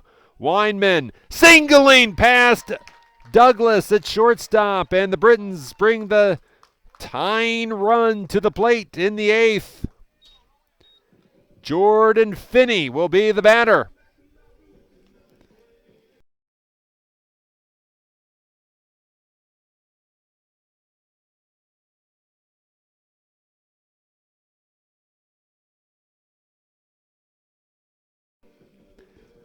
Jordan Finney, the first-year player from Oxford, is the batter. He's 0 for 3 in the nightcap, and he represents the tying run with Albion trailing 4-1 in the 8th. And Finney watches a curveball for strike 1.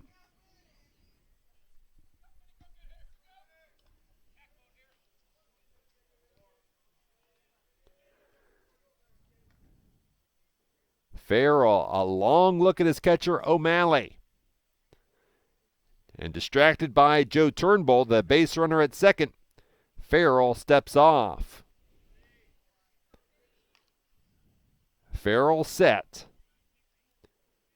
And the pitch. That's outside, and the count is a ball and a strike.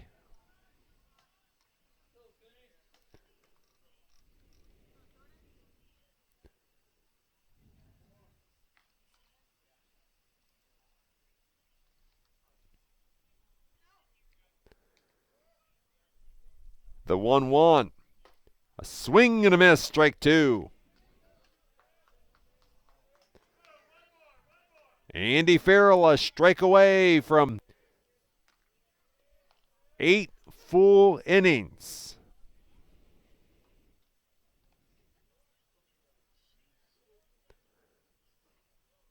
The 1-2 pitch. Finney a swing and a miss. The Britons get 2 hits and strand the runners. For Andy Farrell today, 5 strikeouts. We go to the 9th. Trine leading Albion 4-1.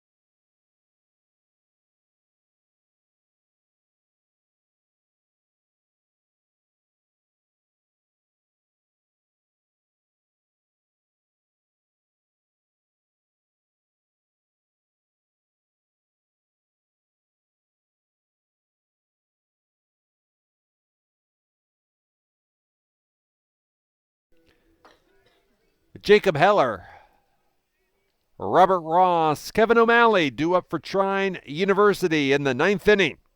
The Thunder looking to protect a 4-1 lead as Heller takes strike one from Albion reliever Stephen Scott. The 0-1. Called strike two as Heller leaning out over the plate. The 0-2. And that misses low.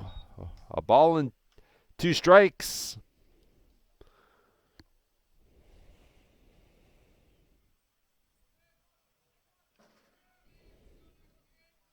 The 1-2. Swung on, foul to first base. Want to thank everybody for watching our broadcasts all spring. And just a reminder, we'll be back with you tomorrow night, 7 o'clock, as the men's lacrosse team hosts Olivet in the MIAA tournament. The 1-2 pitch, a can of corn in the center field for TJ Bowers. He makes the catch. Robert Ross now bats.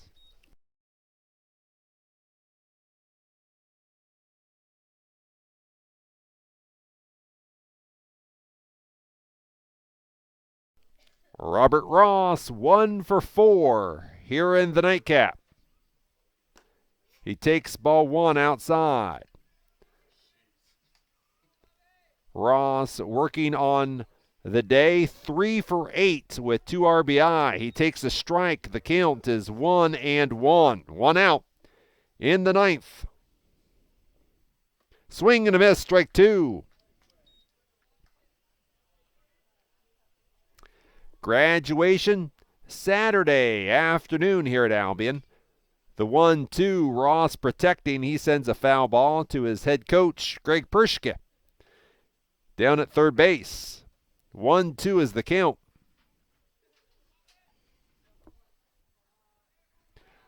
You want to mark your calendars. August the 11th is the Britain Classic golf outing. That is a fundraiser for the Albion College Athletic Department as Bob Ross fouls the last pitch over the backstop.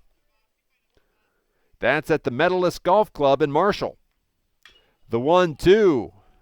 Ross sends a fly ball deep left field. And Shane Lindeman hauls it in for the second out. And now it's Kevin O'Malley.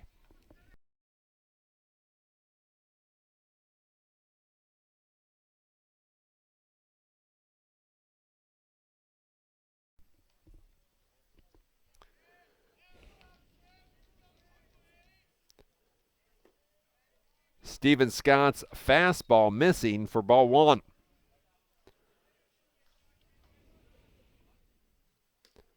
That fastball missing outside, ball 2.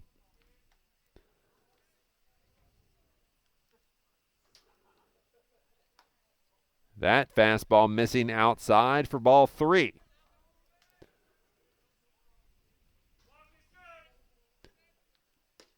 And there's the get me over fastball called strike 1.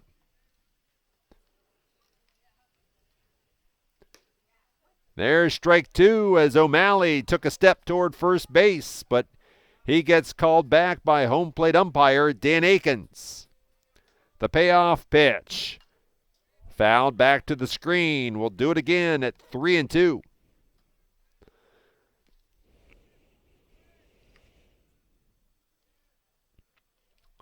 The payoff pitch.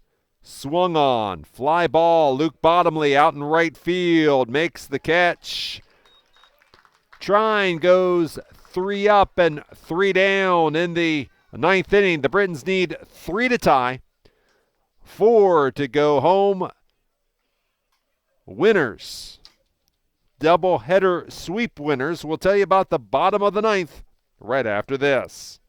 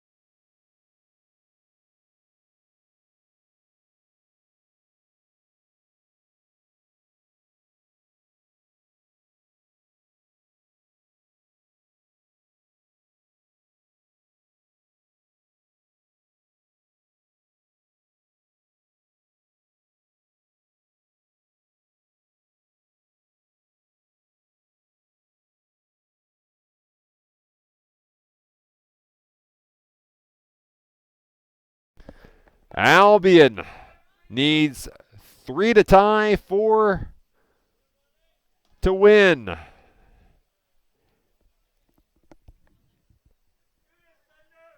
As the Thunder will give Andy Farrell an opportunity to finish what he's started. As he's allowed a run on 6 hits. As Ron Williams hacks at the first pitch and he slices it foul. Right side and out of play.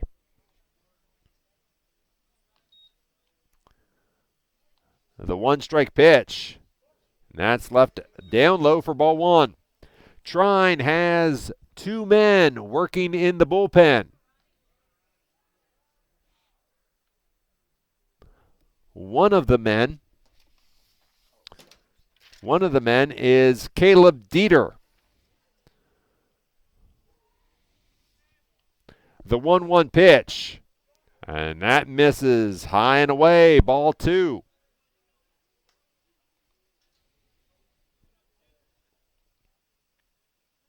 The 2-1 pitch. Grounded to first base. Smothered nicely by Heller. He'll take it himself, and Trine is 2 outs away from the Game 2 victory.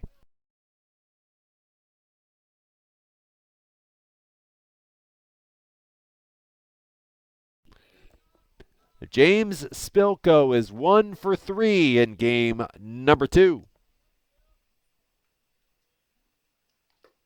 He checks the swing. It was inside for ball 1.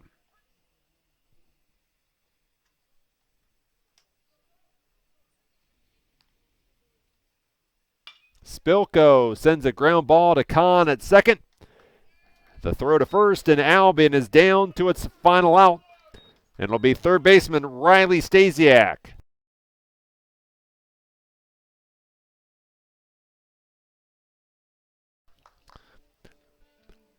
Riley Stasiak is 0 for 3 in the ball game.